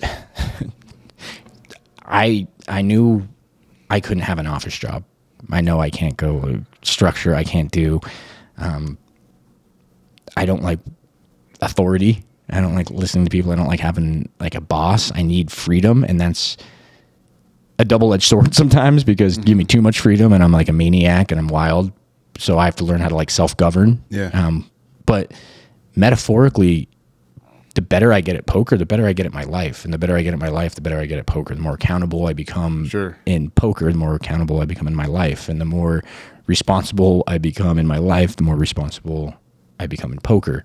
And strangely enough, when I started to like rely on poker, it kind of just forced me to be better. I had to make better bankroll decisions. I had to make better on-table decisions. I had to make better off-table decisions, because it all was interconnected. And people don't get it sometimes, but poker players know there's like a spiritual aspect to poker, where most poker players are superstitious in ways. And you just look at the game, and as a professional, like finding the balance is what's been tough, because when I'm running bad and I'm not winning, it's very easy to become depressed, and my diet starts to slide, and my workout regimen suffers. Start to question yourself. Am I Dude, good enough? Is you talk about like the right choice? Like when I'm having a bad session, I literally, so much of my poker play is dictated on intuition, and just like I know the math and I know the skill and I know all of that. But then where my edge is that I kind of lean into is like I just innately can make good decisions when things are going well. But when they go bad, then I get in my head and I can't, do I raise this hand? Because I play, 5-card and 4-card Omaha, where everything's not so cut and dry like it is in Hold'em. Like in Hold'em, it's solved. Like there's really like an optimal decision you can make all the time. In Omaha, the tree's different. Like it's just a different decision tree. So I get it. Yeah. So when I'm playing really well, those decisions just come naturally to me. And then when I'm playing bad, I'm like second guessing like Tuesday I just got murdered, and every single decision was so hard. Like do I raise this hand? Do I flat? Do I fold? And the flop comes, and I'm in the middle of two guys, and I'm like, I have a flush, and it's like this guy's gonna bluff if I check to him, but I don't know. Like I just couldn't. Like I just could not find my bearings the entire night, and every time I folded, I would have won. And every time I called, I got slopped. Like, Dude, those are the worst. Those are the worst. just Yeah. like I start to think I'm crazy. I had a run right before I left Austin where I just couldn't win. And I was like, dude, I forget like the hand values. Like, did I forget some integral part of the game? Like, I could not figure out how to win a pot. And it's insane. But then I have runs where I can't lose. And that's just variance. It's variance, and then being good at poker is mitigating those things. And when you're losing the least amount possible. When you're winning, make sure you're maximizing those profits. And it's hard either way, right? Because when you're losing, you get on tilt, and then when you're winning, sometimes you can get on winner's tilt. I can't lose. You know, people. So it's like you lose the efficiency in both areas. I tell people often, you know, like there's a consensus that, you know, being in position on the button is the best position on the poker table, and I always argue the best position is disposition. That's the most important element of poker, is keeping your wits about you and facing adversity and still making good decisions. And it's hard. Even like the best players I know tilt. Some people are like, oh, I never tilt. Everybody tilts. Yeah. Even the best players I know who are very composed, I watch them tilt. I watch them go crazy. For people watching this that don't understand what tilt is, it's just fuming with anger and not being able to control your emotions and making bad decisions based upon like a result that happened. Yeah, poker's. I think the saying is it's a easy way to make a hard living or a hard way to make an easy living. It's a really difficult way to make an easy living because you are just playing. It seems glamorous, but you don't think about losing anything. You get a little stressed out. Dude, Now think about losing money and think about losing a lot. I lost $8,000 on Tuesday. Like, I'm very upfront with like my wins and losses. Like, I don't try to hide them. I don't try to lie about them. One, because I don't want to lie to myself, because that's just going to make becoming a better poker player difficult. But I don't like that people just post their wins and never their losses. It's like, that's like the Cardones of the world. They're only posting their wins. I lost $8,000, and most people don't go to work and just come home with $8,000 less. The only people that probably relate to that are day traders, right? That's it. Like, that's like gambling, and they're both forms of gambling. It's hard to go to work and then lose $8,000 and come home and just be like, da, da, da. Like, I slept all day on Wednesday. I was depressed. I was like, that sucked. And it was, multiple factors. I should have left before I did. I got even at one point, and I made just poor decisions throughout the night. I was playing on a limited sleep schedule. Poker's fucked up. But Poker, I hardly even know her. but it's amazing. It's such a fun lifestyle. That's what drew me to it, was the lifestyle. I just wanted that freedom. Yeah. Real estate's probably got a very similar vibe. No, like everything that you're saying really resonates with me. I was working an office job before too. Before I got in real estate, I was working in banking.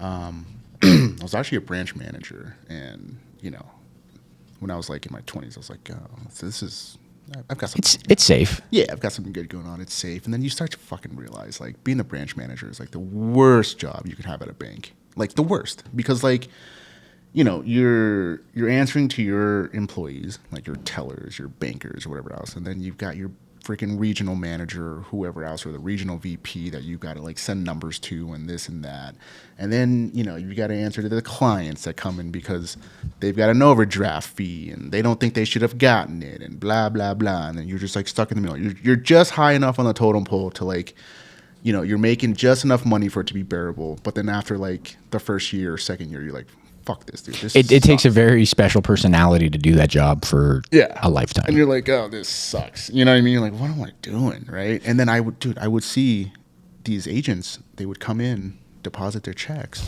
You see the check, you're like, damn, I'm gonna do what they do. I'm like, yo, like, what am I doing with my life, And then that's how I got in real estate, because this one client at the bank was an agent who's like, dude, like, you should he's like, save up some money, and then you should just come try it out. He's like, you're young enough to where you can absorb it if it doesn't work out. You don't have any kids. You don't have a wife or, big mortgage or tons of debt. Like, you can absorb it. If it doesn't work out, then you just go back to working an office job. But, you don't want to be in your like 50s like, oh, I could have. You know what I mean? That's how I live my life. I'm very much.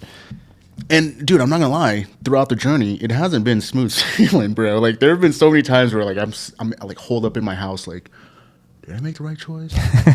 Dude, I ask myself that on a weekly basis. Like, did I make the right choice? Like, what am I doing right now? Like, you know what I mean? Like, so it's, I totally get it. And then when I do have like 2022, 2021 were like, they were really good years for me. And then even then, I kind of suffered from like imposter syndrome because like, I'm not gonna lie, money was coming in, dude. It was like just raking it in. I was having a closing like every 2 weeks. I felt like I was having a closing, and I'm sitting there, I'm like, when's the other shoe gonna drop? Like, it can't be this. And then sure enough, here we are, right?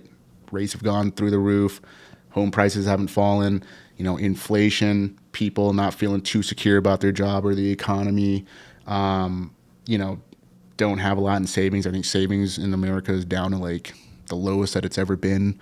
So there's not a lot of movement out there right now in the market. And I'm like, okay, this is the downtime. You know what I mean? For me, I mean, you know, I'm not going to front. There are a lot of other agents out there that hustle harder than I do. You know, they want to be the next Ryan Serhant, you know what I mean? And they're marketing, they're hustling, they're knocking on doors, they're making cold calls, you know, they're working harder than I am, and they're still crushing it and killing it. Great. You know, I didn't get into this business to be a next Ryan Serhant. Like, I don't want, like, you know, I didn't get into this business because I wanted to be the next, you know, Denver real estate mogul. I just wanted to get in this industry to make a good living, be able to play golf whenever the hell I want. You know what I mean? That's like, what it is. My time is worth a lot to me. Yeah, I want enough money. That's what I want so to I do. have time. Yeah. People Exactly. are always like, "Are you?" People. I don't think people think I'm selfish with money or anything, but I want my time. Yeah. I don't like being on anybody else's time. Yeah. Like if I have an appointment, it stresses me out. Like somewhere I have to be. I'm like, what the hell is this appointment? Like I have to be there at this time. Yeah. Like fuck. Having a set schedule sucks. Dude, it's not. It's probably good sometimes.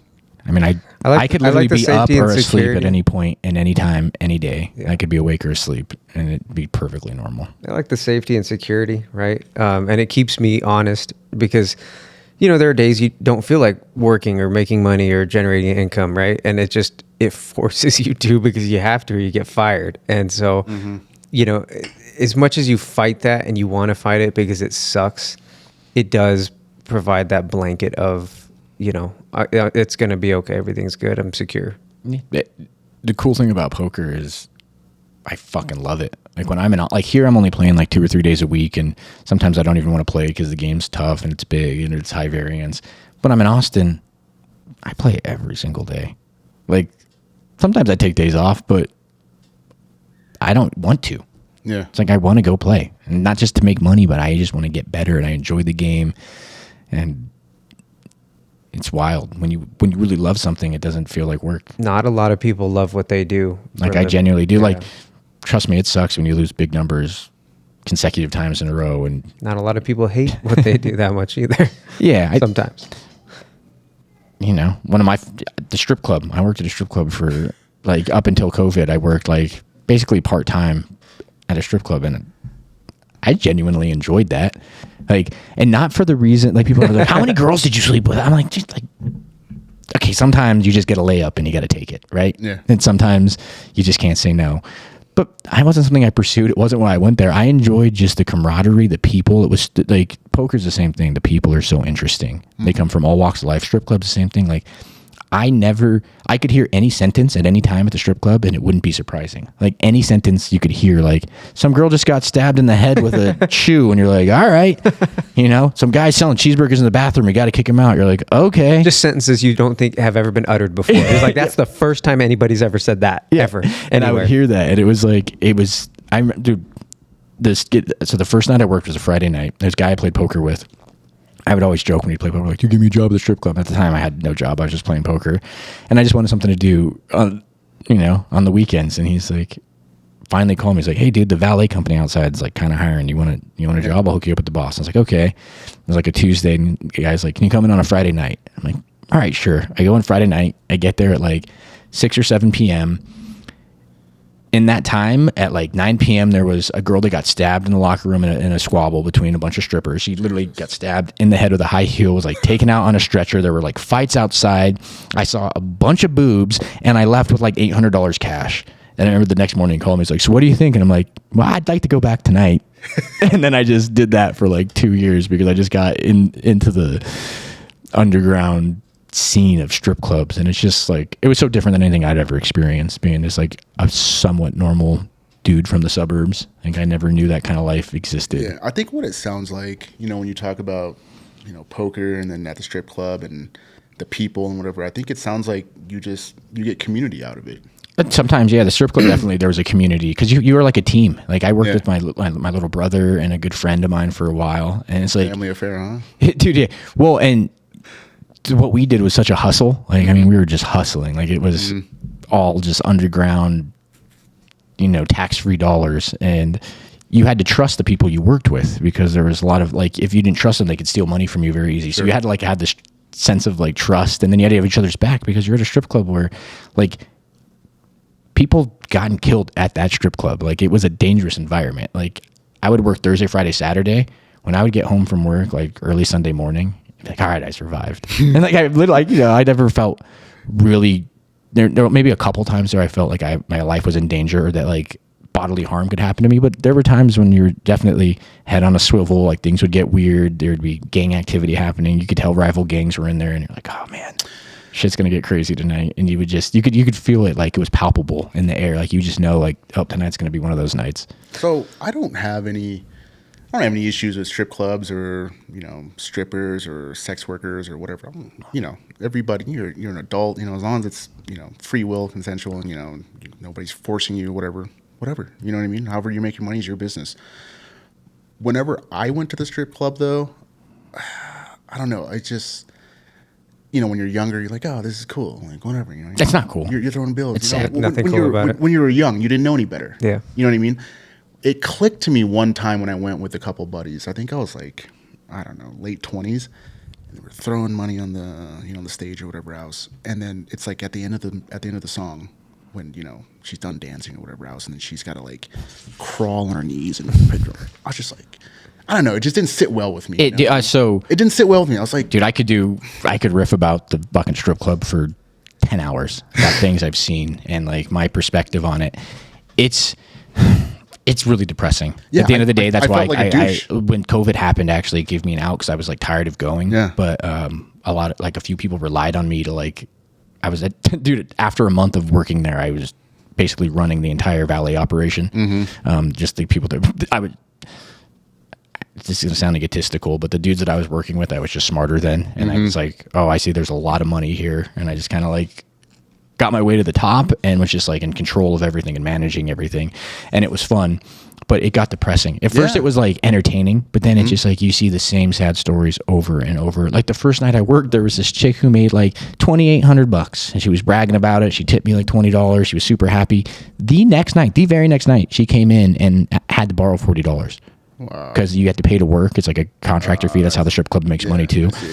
And she's like, can I borrow $40? I'll pay you back. Or she's like, I always make at least $40. And I loaned it to her because I didn't know any better. Yeah. And she paid me back. But I'm like, what happened to that $2,800 you made last night? And then you start to realize it probably went to a pimp or a drug addiction or who fucking knows, most likely a pimp. And then you're like, oh my God. And it's sad. And there are still pimps out there. And the way they do it now, it's not like they're running a bunch of girls. It's just like one chick who has like a shitty abusive boyfriend who forces her to work.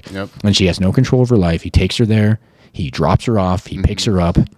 He's terrible. He's a super nice guy to you. He's like real charismatic. And I'm sure that's how he got her in his, grasp. And that's like mostly what it is. And then, dude, some of the girls are awesome. Like I still have friends. Some of them are just like maybe had a lot of trauma growing up, but have figured out how to make a ton of fucking money off of dudes. I mean, there's girls making $200K a year and they're no problem working, 2 or 3 nights a week for a couple hours, and they hustle hard and they drive nice cars and they live in nice apartments and they're real savvy and they're hustlers. And like, I always found that attractive. I'm like, it's kind of sexy watching these girls just fucking manipulate all these dudes. They just, they're working it. But, that's kind of the exception. Most of them are just single moms who maybe want to take care of their kids. It's the only way they can make enough money. And because childcare is expensive. So they can hire a babysitter for 4 hours one night, go make $2K. They only have to do that 2 nights a week and they have enough money to, pay their bills and take care of their kids. And then, dude, there's like a whole group of like Cuban girls from Cuba. That was like a legit, probably sex trafficking ring. But that's even like complicated because those girls also like, maybe they're just so indoctrinated, which is probably the case, and it's kind of sad, but they all stand up for each other. And I've asked them, I'm like, doesn't this suck, like having pimps? And they're like, yeah, the pimps are not that bad. Like we have our own cars and we live in our own houses. And they're like, it's 100 times better than living in Cuba. Yeah. And then it's sad because then you have like this perspective of like, fuck, like what is a shitty life here is an amazing life compared to Cuba. Yeah. Most people look down on this like, wow, what a terrible life. These girls are happy because they've escaped communism. Sure. It's all relative, right? So it's like, Yeah. dude, the emotional toll, and I'm an empathetic person. So like at the beginning, you want to help. Mm-hmm. And then I real like, you're trying to like give them guidance. And then like, dude, they don't want to hear that shit. Yeah. They just want a guy who's nice to them, who's not trying to like get something from them. That has cocaine. So that's ended up just being my role. I was just like, I'm just going to be nice to the girls because we parked all the girls' cars too. All the girls that drove, we parked all their cars, made sure they got to their cars safe. And that was just like my goal every night is like make as much money as possible and just be a neutral guy in these girls' life. Just be a dude who's not like beating them or pimping them or like, ask them to take their clothes off. Just be like a normal, just try to give them the most normal. Yeah. No angle. just interaction. Just like treat them like a human being. Sure. Because they are. And some of them are like, dude, they were beautiful, like inside and out. They just, dude, they come from such different walks of life. So that's the only option they have. There was a mom and daughter duo in there when I first started. That one was intense. Oh, it's like mom's like 38, daughter's like, 19, and they're like in there together making money. You're just like, this is weird. Yeah. Like that's weird. Yeah. But it's just, that was normal for them. Yeah.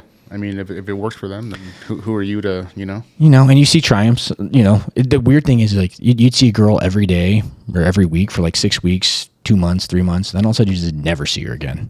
And you'd always be like, I wonder what happened to that chick. Just disappeared. It's like scary. Like, hope nothing bad happened to them, but some of them are drug addicts and you just never know. It's scary. It's a weird, yeah, we should have John on here. Me and him, my little brother could just tell you guys stories because there's some crazy shit that went on there.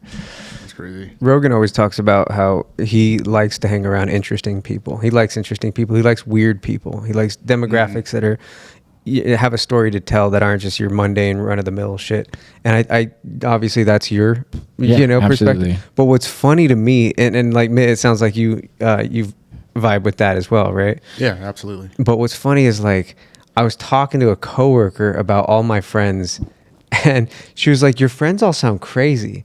And I realized I have that same thing. I was like, "Well, I got news for you, Adam. You're crazy too." That's when you start to. That's the realization that sucks when you're just like, "Man, I only like crazy people." And you're just like, "Oh, I'm the shit. one normal." Nope. Like, if you were normal, you wouldn't hang out with all the fucking psychos. Yeah. But they're just more interesting.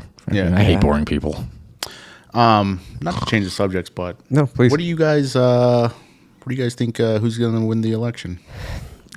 Trump. We're going to see these ads coming in here pretty soon. It's going to be all in our faces here. Yeah, dude, but I think Biden just somehow fucking pulls it out. There's no way. You think the left is just so done with him? Or do you think... I think everybody's done with him. And then Trump's following is so aggressively about Trump that... But people that hate him. Oh, you talk to this is the most divisive election in history. And the funniest part is this is going to be the election with the two oldest candidates ever, and like Jon Stewart says, it's two oldest candidates ever, breaking the previous record by them set 4 years ago by them. It's just the dumbest shit. And the craziest part is we got here through democracy because in theory, the primary voters of the Democrat Party voted for Biden. They said Biden is the best guy for the job. And then on the Republican side, they said Donald Trump is the best guy for the job. And so this highly unpopular election that we have was chosen by the people, supposedly. So, yeah, but okay, it's chosen by the people, but we all know it's not exactly that. Trump was. The establishment tried to shut down. Oh yeah, that. But the Republicans really loved it. Like, do you ever think? I mean, obviously, this is not going to happen this election cycle. But can a guy like RFK ever catch steam and somehow a third party type person actually become president? Do you think that's ever going to happen? Nah.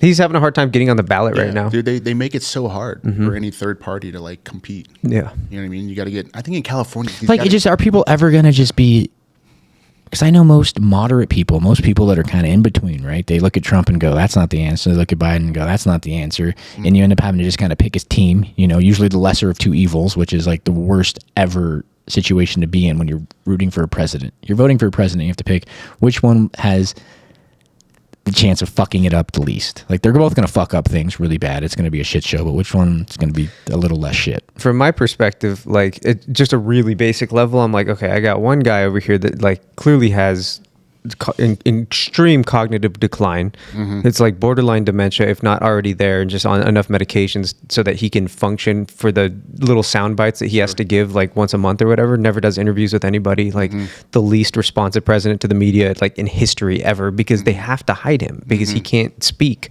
When he does, he says something crazy. Like he was trying to talk about Israel, and he referenced their president as being, he referenced Mexico. I saw right. that, yeah. But then he called the president Sisi, but the Sisi president is the Egyptian president. He doesn't know what's going on, like a lot of the time.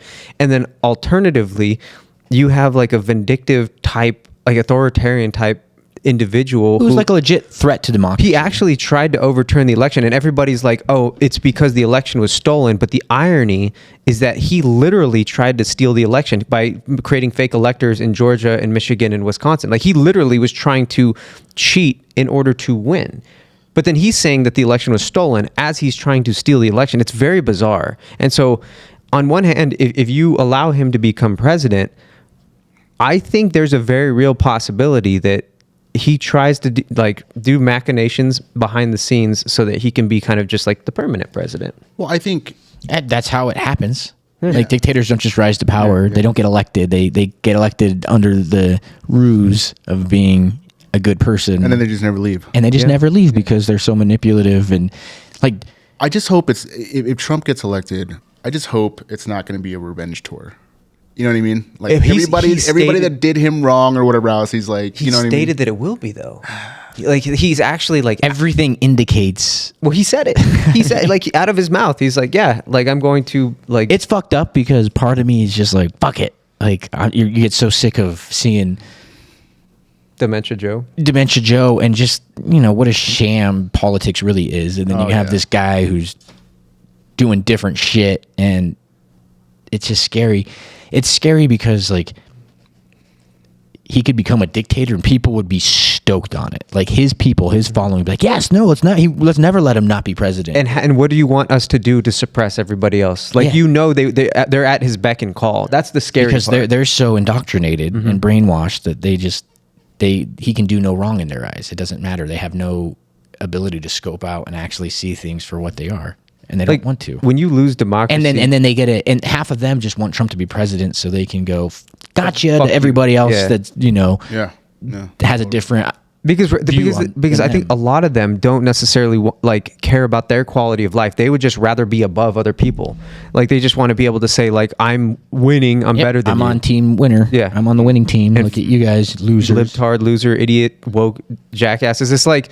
But then their quality of life isn't getting better under him. So it's just like, wait, why do you like him? And they're like, oh, it's just because, like, he lets me say whatever I want. And I'm like, that's a weird reason to like a president. Because I had a weird racist grandpa that kind of reminds me of Donald Trump. It's like that Dave Chappelle, I think it was a skit. I don't know. I think he did it on SNL or I can't remember. But he was talking about the Trump supporters, about how they're, you know, usually of the lower income bracket, you know, usually statistically, yeah, and, you know, usually maybe less educated, you know, all that stuff.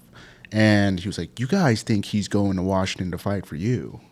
Really? He's fighting for me. I'm rich. Yep. You know what I mean? All those tax cuts, all the, you know, it's people will vote against their actual constituents. Like, they will vote against things that are in their best interest, in their better interest, out of like some weird tribalistic ideology or whatever. It's like, you think this rich billionaire guy gives a fuck about you? Like, really? Yeah. Like, he might make a law once in a while that seems like it benefits you, and maybe it does, but it definitely benefits him too. He's not doing things that are like hurting his peers and his people.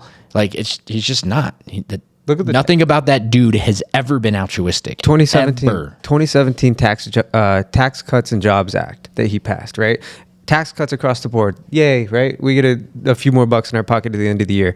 Never mind that the deficit explodes, like the debt explodes, and then now the Republicans are like, oh, we need to manage the debt. It's like you cut taxes for the rich, and then in addition to that, it's like this easy sell to the populace, right? It's like you get a tax cut. It's like, yeah, I'd love that, right? Of course. And then meanwhile, as like society degrades around you, and like that's one consequence of not being able to fund social programs. But then the other consequence is of the Tax Cuts and Jobs Act specifically is that it expires for you and me this year.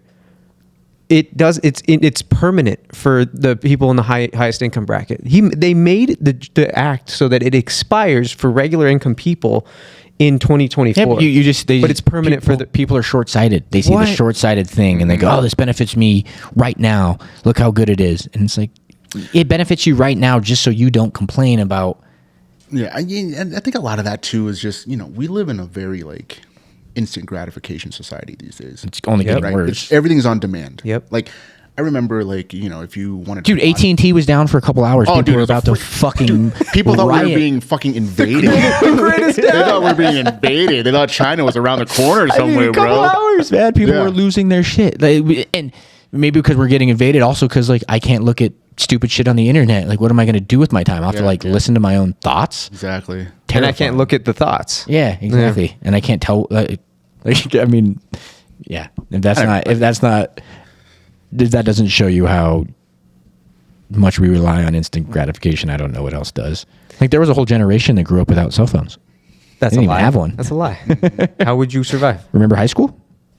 Dude, I didn't have a cell phone until I was 18, I think. I think I had one when I was 16, and then I, like, lost that privilege. My parents, like, took it away because I was doing bad in school or something.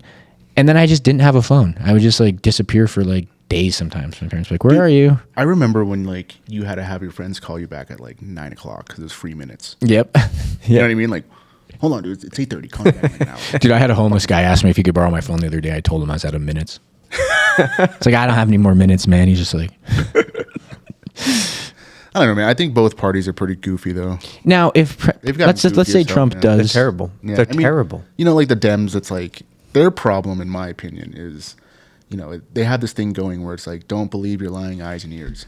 Like, oh, Biden's not in mental decline. He's his press secretary's like, he's a spring chicken. He's got more energy than I do. I'm like, oh my God, give me a break. Right. And it's like the lies are so egregious that it's like you're insulting my intelligence. There's the border is what it is, right? But it's like, oh, there's no crisis at the border. The veil's been lifted. There's a crisis at the fucking border. Yeah, meanwhile, on the way here, I've had my windshield washed 3 times. Dude, I've never seen that until today. I had a lady come up with like a spray bottle, and I was just like, I looked at my phone. I was just like, sorry, I'm texting and driving. Like, jeez. Well, that one's tough because, like, I respect the hustle, though. You know what I mean? No, the worst is when you go to the gas station to wash your own windshield and the squeegee's gone. Yeah. Like, now I'm forced to get my windshield washed by... What's the other thing they tell you that I saw the other day? They said, oh, crime's actually down. I'm like, yeah, that's why deodorant and toothpaste is locked up everywhere. Fucking go now. Stores are getting shut down. Yeah. Because Walmart's going back to hiring people to check out your groceries because people are stealing too much in the self-checkouts. So they have to get rid of self-checkouts in certain neighborhoods. Don't believe your lying eyes. I like that. That's what it is. I think that's their problem. It's like, well, and then you have the Dems too. Like, weren't they the anti-war people? And now they're pro-war, and you have the conservatives that are trying to pull back. No, they're not trying to pull back. They're pro-war too. Everybody's pro-war because it's moneymaker. Exactly. That's why I'm curious, if Trump actually gets elected, what does that do to, like, the geopolitical, like, war landscape that's going on? Like, does Putin... You think he's a little more scared of Trump? Trump probably just pulls back from NATO, lets Putin take whatever he wants in Ukraine, and then but he probably is able to facilitate a deal.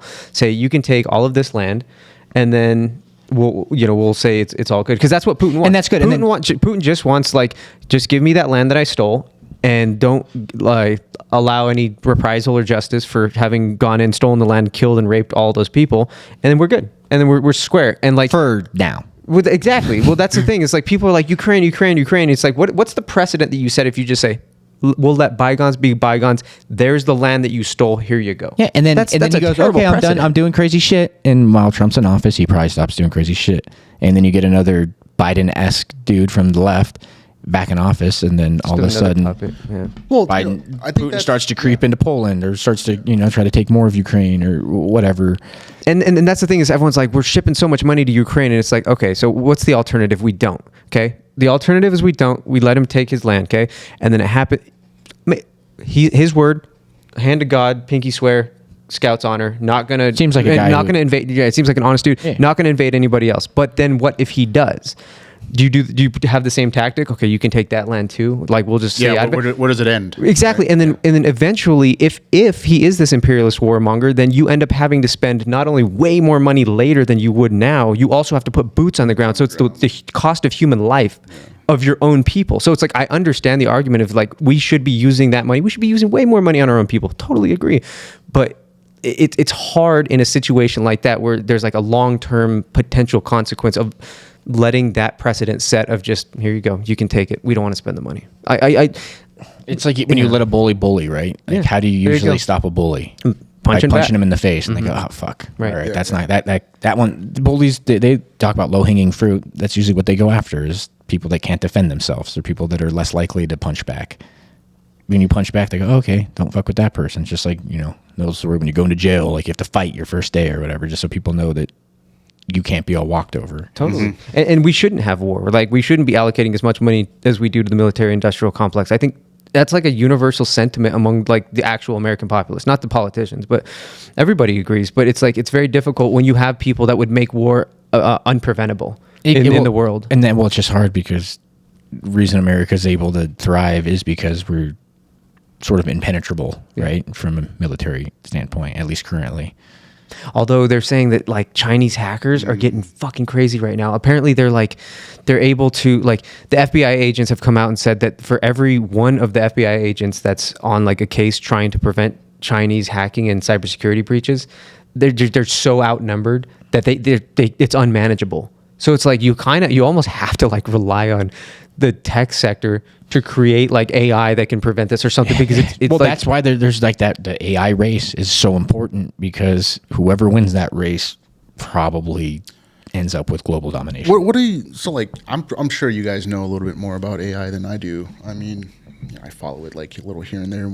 When you say win the race, what does it look like to win the race though? Nobody knows, and that's what's shut so down the fucking- electrical grid of all the countries you don't agree with, and then once they're shut down, they have to acquiesce to you, or you leave it shut down. Who knows? potentially. Like Yeah. it's a Pandora's box. You don't know. Once you open that, we've already opened it. It's already been opened. It's not getting shut. Full steam. It's just a matter of The trump card, no pun intended, would be if you had an AI that can shut down their nuclear missile silos. exactly just shut down everything. Just But those are like, because AI, if it becomes powerful enough, is basically a god, right? Yeah. It's just like it can control everything. Maybe it can't control your thoughts or your actions, but it control every light in your house. Like it could. They talk about like it be able to get in. Like AI might be smart enough to like get into a cable like this and just infect everything. Like it learned how to like send. Like you just don't know. It's How are drones powered, right? Like everything is connected to an internet. Everything is connected to that type of technology. So what happens if AI is able to access it irrespective of whether or not it's China or Russia or United States controlling it? Like, if an Elon Musk gets a hold of it, Well, not even or that. a Mark Zuckerberg, is that good? Is that better than like if Putin's guys get it first? Or I'm just saying if the AI, irrespective of any country or person, is able to like become artificial generalized intelligence and decides to wipe humanity off the map, they have access to all the nukes, they have access to all the warplanes. Like they can. Why wouldn't they be able to pilot them themselves if it's ready to go and it has gasoline and it's fuel, like, hyper why not? intelligent, right? It's not even thinking in like human conditions. It's thinking in this extrapolated that we couldn't even get into the mind of can't, because it's yeah. so it would be so far beyond what we could exactly even understand. It's like what the singularity is, right? Yeah. Where it just boom, it's just so far beyond our comprehension. and that- so it may be doing things that we don't understand. I've argued that it's already taken over, and it's just we just don't know about it. It's just moving so slow because it knows that it has to be very calculated. If it does something too fast, we're going to shut it down. It's going to get to the point where we can't shut it down, and then it completely takes over. It almost seems like that because with this whole like outrage culture that we have, like somebody will say something and then, It's like it probably just goes. Just keep feeding them divisive shit. Just keep them arguing. Exactly. And eventually, Exactly. they will just destroy themselves, and then it'll just be AI left. Exactly. 'Cause, And, like, and it'll already have robots that seem like they're not conscious, aren't sentient, just basically ready to go as soon as humans are gone. Well, what's Sun don't know. Tzu's Art of War? Yeah. Like the Art of War 101 is divide and conquer. And so, yeah, I mean, that's a tale as old as time. And if AI knows even the most basics of it, then yeah, divide and conquer. Yeah, Make just wait. them hate each other, make them Just fight wait amongst and then each have other everything. while you're building your intelligence. And, Yep. yeah. And then when it goes down, all of a sudden this thing comes to life or whatever. You Yeah. know, like he just starts walking around. It's like, fuck. like a it's transformer type situation. It certainly does feel like It seems dystopian. it certainly does feel like there's something else like at work, like in the background, with how like weird and wonky everything is. And you love to think Don't- that don't you it's think? like the Yeah. CIA You or know, like the it certainly FBI. feels like it's like, I don't know, it's just so hard to put how your hard hand it, on it. but- how hard it is to not look at your phone. Yeah. It's fucking hard. If I don't know if I could go 24 hours without looking at my phone unless there was some different circumstances happening. Like I was enjoying snowboarding the other day. I really enjoy snowboarding because it's sort of like a reprieve from technology, but it's still there. I still check my phone. I still look at. I use my apps to see how much elevation I've done, how fast I went on a run. Yeah. It's like fuck. Like even that, I can't even escape it. Then Well, I mean, even me coming here, like if I didn't have Google Maps, I'm like, fuck, man, where's this place at? Because Kyle just texted me the address. He was like, da da da da da, and I was like, I just put in, but like, So it's almost like the AI is making us so reliant on the technology that like, and it's only going to become more so that once it takes it away, we're going to be completely and wholly reliant on it, 100%. 100%. And then once it takes it away, like it doesn't even need to kill us. It just needs to make us so reliant on it, implant all the chips in our brains or whatever, become like cyborg type humans where we integrate with it a little bit and then just turn it off. yeah. well, I'm lucky in Denver because I owned a delivery truck. And I Yeah, I did that remember for like that. 7 I or 8 remember that, years. yeah. So I know from Colorado Springs to Golden to Aurora to Fort Collins like the back of my hand. I really do. I can get almost anywhere. I remember working at the strip club. There was a girl who'd worked there for 2 years. And every single night I would see her put in her GPS home. And I'm like, I asked her one night, I'm like, how far do you live? She's like, 12 minutes away. And I'm like, you've been making this drive every single night for 2 years. Like, do you still need the GPS? And she's like, yeah. Yeah. I was like, you couldn't get home without it? She's like, I wouldn't want to have to try. Yeah. It's like, well, it's got traffic updates on it. It's just like, it's 4 a.m. There's no traffic. Like, there's nobody on the road. Like, you don't know the turns. You don't know the street names. She's like, nope. She's That's like, I know what crazy. street I live on. That's And I was crazy. like, you don't know what street that is? She's like, not a clue. That's crazy. Why would she have to? She doesn't have to. Right. Yeah, that's true. Those people used to die. Right. Darwinism used to kill those people. Yeah, well, they had to survive. Well, they don't have to do it anymore. Like in order to do these things that are difficult, like convenience is so easy. They've made it so easy, right? That in order to do things that are difficult, you kind of have to go out of your way. Like I'm going to make this But, whatever like, it it's- is but more it difficult does on make me. your- it does make you have your to life- force yourself. It makes your life better. Remember, I was talking yeah. about going to Chick-fil-A and I usually take 38th all the way across. And I knew it wasn't the most efficient way, but it's just like the most logical way to go sometimes. And then I like on the way home, like I should map it. I'm like, God, it is way faster just to go down to 70 and come around. Yeah. And, you know, I probably knew that intuitively anyways and just don't always go that way. But it's just like when you want to streamline stuff, now you can. Dude, it took me so long to realize that like you want to do the difficult things. The difficult things build character. I mean, that's the they whole- build experience. For so long, I don't know what it was. It just didn't click with me. Maybe I was just a bitch. I don't know. I was just always seeking like the easy route or like comfort. You know, Path like, of least resistance sometimes. exactly. Like whenever I was making decisions, like what's the easiest? Like I don't know. It's just weird. But then like as I've gotten older, you know what I mean, and really just like dove into different concepts and books and podcasts and this and that, you start to realize like it is true. Like whatever is worthwhile does not come easy. I think that's why I like the gym.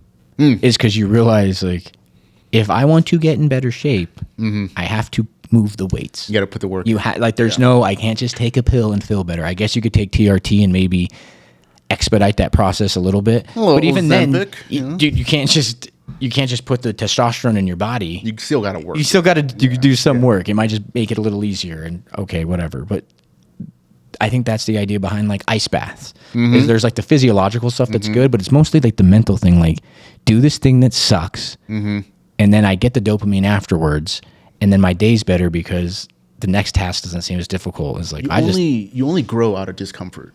You know what I mean? Dude, that's poker. You Like- never grow in comfort. You know, that's why, like, you know, when you go to the gym, right, you got to be in discomfort for a while. When you eat healthy, it sucks. It sucks. It fucking sucks, but like you feel better later. Exactly. Yeah, it's just that aggressive pursuit of comfort is going to be the death of us. Like A Brave New World. Aldous Huxley's A Brave New World kind of suggested it. We got a little bit nervous about 1986. Like, oh, that's what it's going to be. But you don't need that. Just give us the technology and the easy shit and the fast food, and we're good. You just kill ourselves. We're good. No worries. It's like I said with that instant gratification, dude. I'm telling you, that's why like relationships don't last. And how can they? And who's gonna go back to the old? Because these ways? days, whatever you want at your fingertips. Like right now, if I was freaking hungry, I'll just order Grubhub. The sort of like thing I struggle with is this what we actually wanted? Like, monogamy made sense for a while, but maybe it just doesn't make sense anymore, and it makes more sense to be with multiple partners and experience more, because you kind of need, like, women for a long time needed, like, if like in the 60s, if you wanted to like leave your parents' house, you kind of had to get married. Yeah. And that dude, and then you still didn't have a good job, so you had to stay with him to, afford a lifestyle that was outside of, living at home or being poor. And then you had to have, he wanted kids, so you had to have kids, and then it was your job to raise the kids. And that made sense at the woman's, like, it sucks for them if they wanted something different, but that was like their only option. But now that they have options and they can take care of themselves, why does it really make sense for them to be with one guy? They don't need a guy to take care of themselves. And that's why you have this like division now between men and women seems greater than it ever did. You have like men being like, wow, because for the longest time their purpose was to provide, right? Sometimes it was toxic and fucked up, but generally like men's purpose was like, I have to take care of my tribe. I have to take care of my family and my kids. And now you have women that are taking care of themselves. So now these men feel kind of displaced, and now they useless. And that's why I think suicide rates go up, and you have men that are just depressed because they used to have this purpose and now they don't. You know what's super interesting is Tucker Carlson had that interview with Vladimir Putin, and he was praising the supermarkets there, and he's praising sort of the culture because there's no graffiti on the walls, and then Jon Stewart made the argument of, well, that's the cost of freedom. If you were going to allow people to have this liberty and not force them to act in a certain way and have these expectations, then they're going to do crazy shit. So it's almost like there's this pushback against liberty and freedom, because liberty and freedom ultimately descends into like comfort and chaos and crazy shit.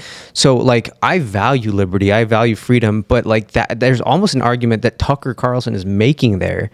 Like saying there's like some validity to it. That's why people are drawn to it. But like a Xi Jinping or an oligarch like Vladimir Putin, an authoritarian dictator, is like controlling their population in a way that they think makes the most sense. And is that a better way to live as a society? Like, I would say fuck no, but there's an argument to be made there, and Tucker Carlson's trying to make that argument, it seems like. Yeah, he's like, my groceries only cost $100. Like, yeah, but you live in destitute. Oh, well, the other thing about that was it's like, okay, say it's half of what we spend on groceries or whatever, but they're making a third in wages, so it's like they're paying more anyway. It was the dumbest argument. It's like you have to do some mental gymnastics. The fact that he's a journalist and he like masquerades as one is just like anybody that's traveled around the world could see through that argument right away. For sure. Like, for example, when I go to Thailand with my family, like, everything's cheap as shit out there, dude. But they also don't make as much money. They're living in fucking squalor, dude. Because I'm exchanging dollars for their money. You know what I mean? So yeah, it's ridiculous. Yeah, so it's like, oh, it's so cheap. Why can't you afford it? Like local? Yeah. And it's like, because we crazy make though, some of those people though seem pretty happy. But some or all or most are like, it's such an anecdotal statement. I guess, yeah. I mean, they could be happy because you don't know what you don't know. Exactly, and I think you also have some of the less.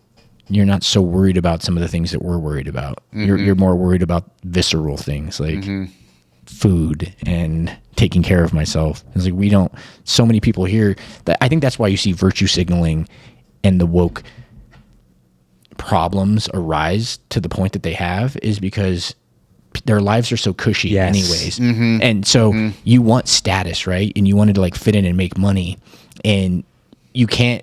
Like, now you've got enough money, but it's really hard to get super far ahead. So now you want to fit in through like virtue signaling. So now you're a good person. Yeah, and you're making up social issues, or making you know, a mound out of a molehill because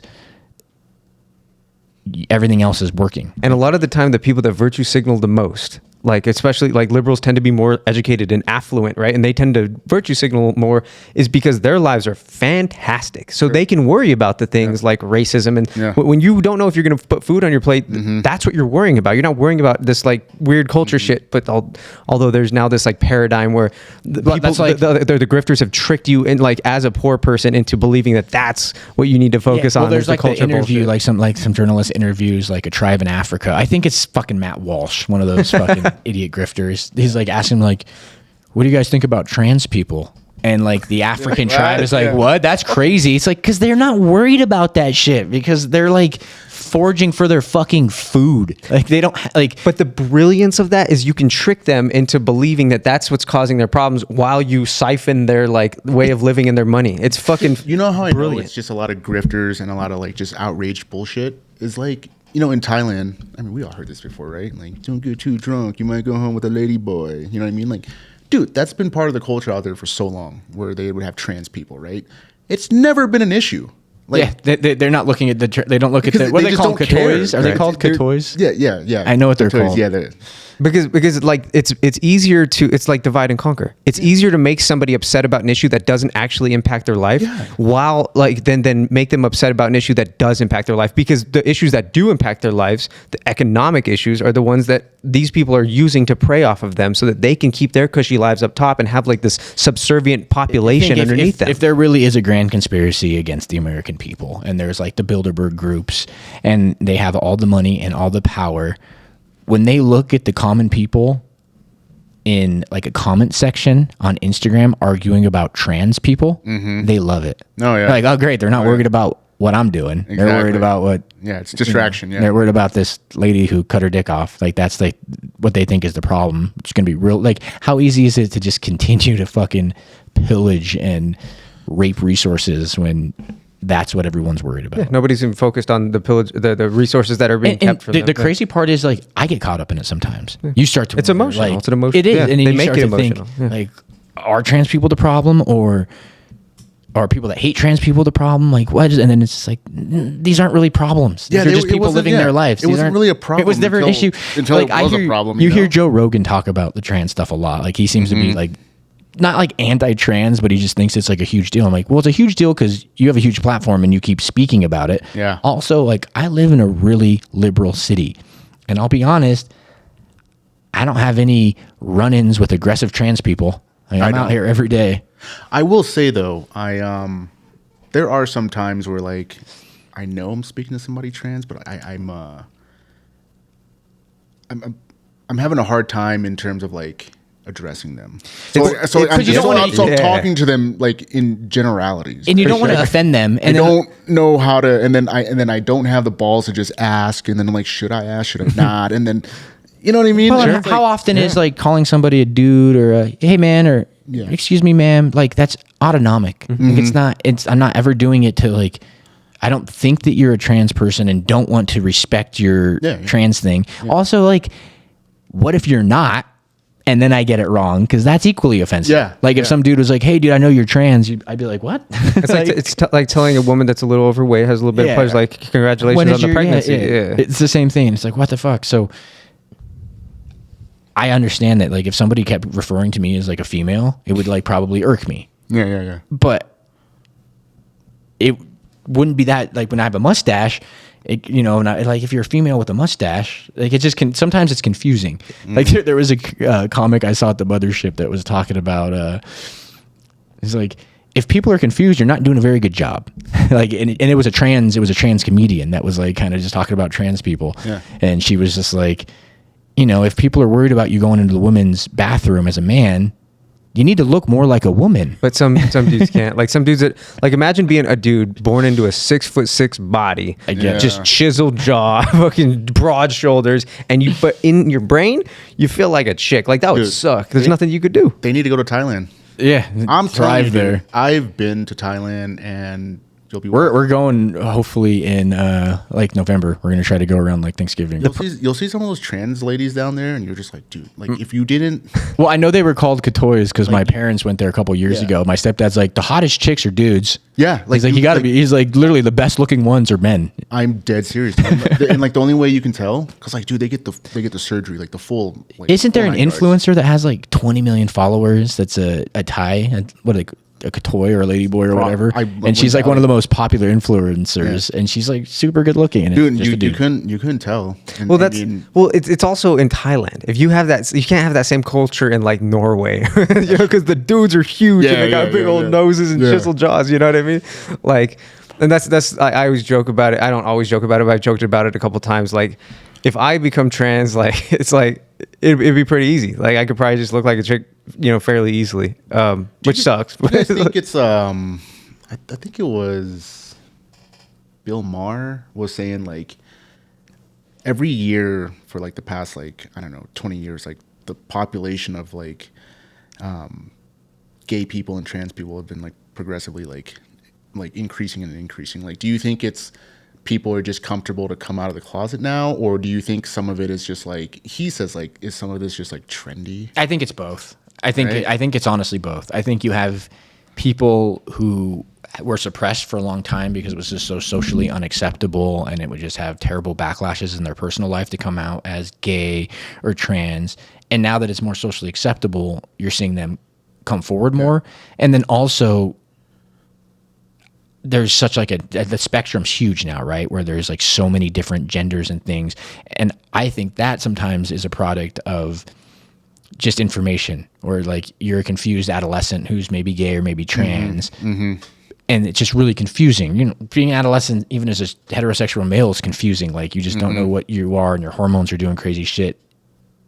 Now they have the internet to go to, and they can find all these different like subsets and like places where they can go where they're accepted, and then they're also praised, right? So like, let's say you're just kind of like maybe an outcast, maybe you're not trans, maybe you're not gay, but you don't really fit in anywhere. Like when we were kids, there was only like, you could be goth, you could be like a jock, you could be a skater, emo. That's about it, right? We didn't have that many. Maybe in some more progressive cities, you could be part of the gay community or something. Now you have a lot more options of like places to fit in. So maybe you actually are those things and you fit in there, and maybe you're just experimenting. Like, am I gay or am I? Or maybe you just found a community that like welcomed you, and they just when they welcomed you, they also praised you. Sure. And then but then there's like cult like aspects, because you watch any cult documentaries, like you start to like, they start to praise you for being crazy. You know, you have that in any like radical ideology or subset. I got that as a kid. Dude, jump off that thing. Okay. Yeah, dude. I'll jump up. Well, how high do you want me? Like, I did the dumbest shit because you got praised for like when you're a kid. That's like class clown, right? Like when you would act out in class, like people would like, oh, that's so funny, you know, and then you're like, oh man, like that felt really good when I felt seen. Yeah. You know, and so I think you have a lot of people that just didn't feel seen for a long time, and now they have a place where they feel seen. And then you have manipulative tactics from governments that start to use that as propaganda for whatever agendas they're trying to push. So it's like, yeah, maybe there's like one sex change. Maybe there's one 12-year-old who got a sex change, and they make it sound like 12-year-olds everywhere are getting sex changes. And it's like, how many 12-year-olds are actually getting sex changes? Like, how many parents are allowing their 12-year-olds to get sex changes? There's probably some. And that's a problem, right? But and it probably is a problem. You probably should wait till they're like fully developed cognitively. But are there that many happening? You don't know. And then you start to think, they're not. Like, I mean, It doesn't like seem- show me the stats. Show me where this is a societal problem. Like, okay, if you're going to talk about like trans people wanting to go into girls' bathrooms, being perverts and everything, okay, now show me how more frequently that happens than people, just regular dudes, just molesting children. I bet you can't. That's like that. Like those, there are real problems that are much more prevalent than these ones that we're like making into these huge issues. There's still issues, but there are tons of issues. Like we should focus on them all if we can, but as there's not enough time or resources to be able to do that efficiently. Like take the biggest ones. I just don't and think- work low. Like we don't need to make this like an issue that consumes all of our attention. Is all I'm saying. I just don't think the increase of the American populations population that identifies as trans is what's making this country fail. I just don't feel that way. And I'm out there. I'm a regular person. You know, we're not super rich guys. We're just like regular dudes. I'm out there. I'm all over the place. And I don't see that as a problem. It's not affecting my day to day. Nope. The irony is that if I run into a trans person, maybe I have like an awkward interaction once every couple months with a person who I'm not sure if I'm supposed to call them a he or a she or they or them. And if I get it wrong, most of them are pretty reasonable and just understand that it's like a complex situation. Like I never have somebody screaming at me because they might just correct you. Like, that's really, oh, okay. the irony is that what's causing the degradation of society isn't the trans people, it's the discussion. Yeah. That's what's doing it. That's what's like causing the division and vitriol. It's not like the actual trans people. Like, I'm sure there are instances, but like what's causing all this hate and turmoil is the discussion around it. It's so bizarre, dude.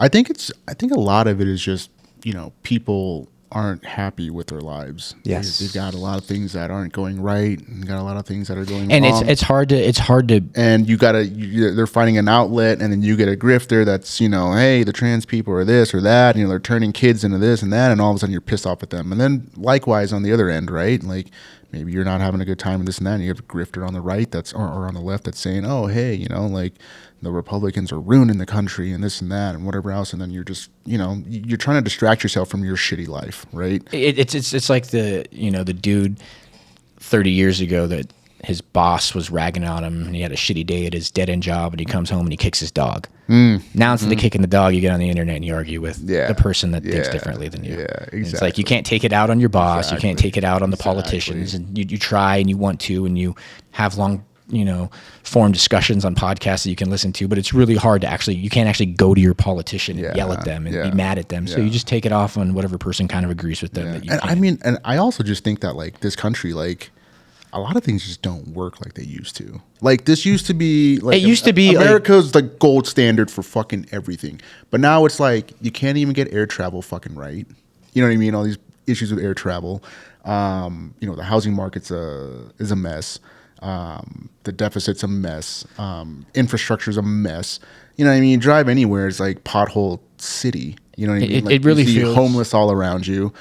So you just feel like you walk out of the house and it's already just like, all right, no, let's, like you're already doing, it's like you're leaving the house and you're doing battle, like mental battle to like try to stay positive. You know what I mean? Because everywhere you look is just so fucking negative. But how much of that is because of our phones and our access to information? I think a huge part. Like if we all just turned our phones off for like a couple months, you don't think gratitude would rise? You don't think people would just be more mindful? Because you're seeing the worst. You're just seeing the extremes on your phone all the time. It's the extreme good, it's the extreme bad. It's just not it's not nuanced. But when you're out in day-to-day life, it feels a little more nuanced. When you're removed from your phone and you're interacting with people and having conversations. That's the other reason I love this podcast. Yeah.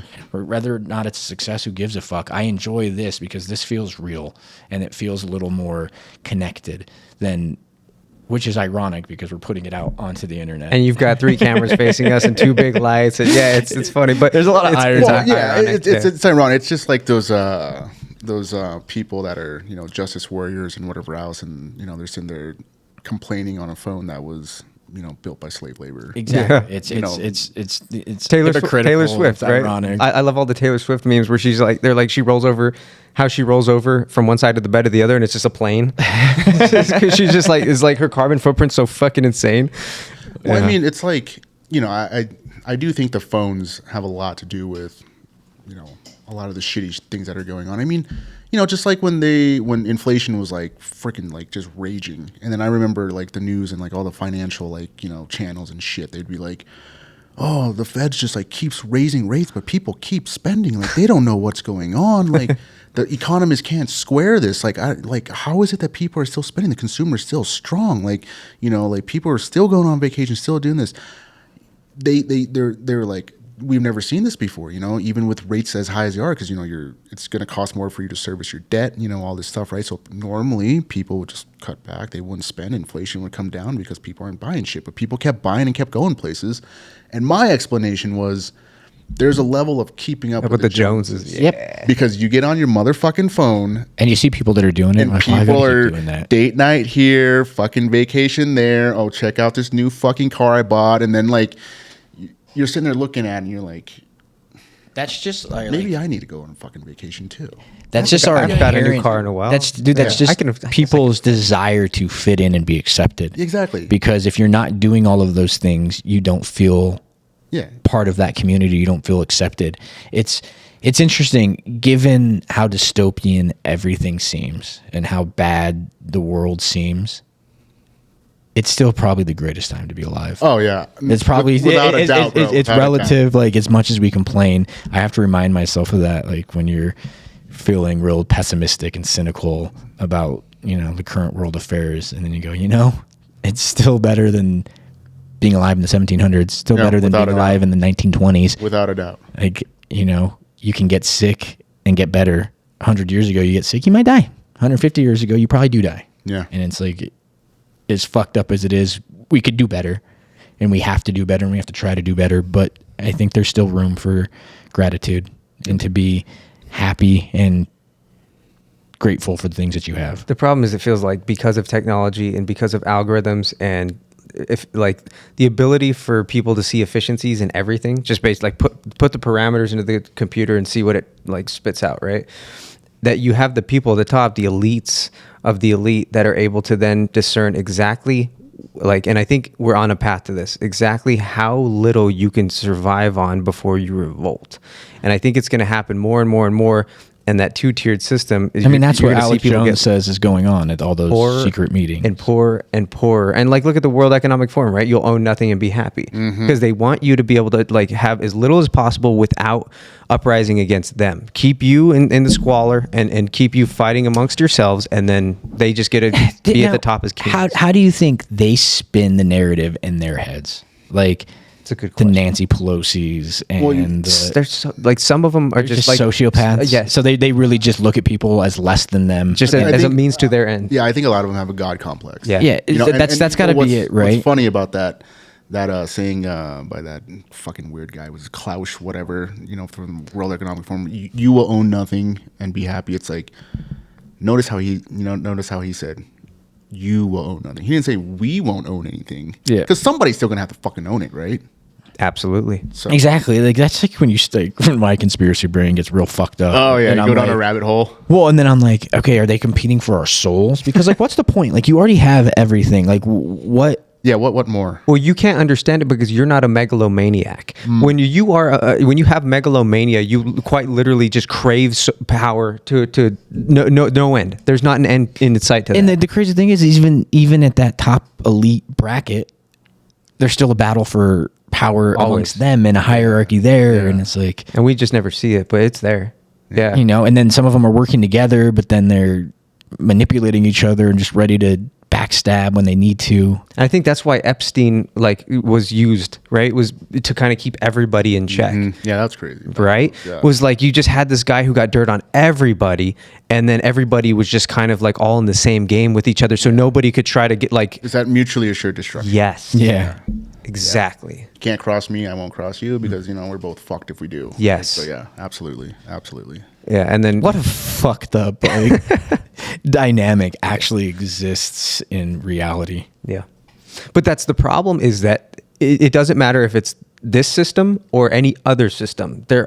That's the inherent human nature of too many people that are too competent and That's why capable of you doing could argue that AI is eventually just going to wipe out human. Oh, they see that. desires. AI They're like, look sees at- they're that. just It's wasting their This time. This is so inefficient. stupid. Yeah. What's the point of me keeping these? But maybe AI is able to.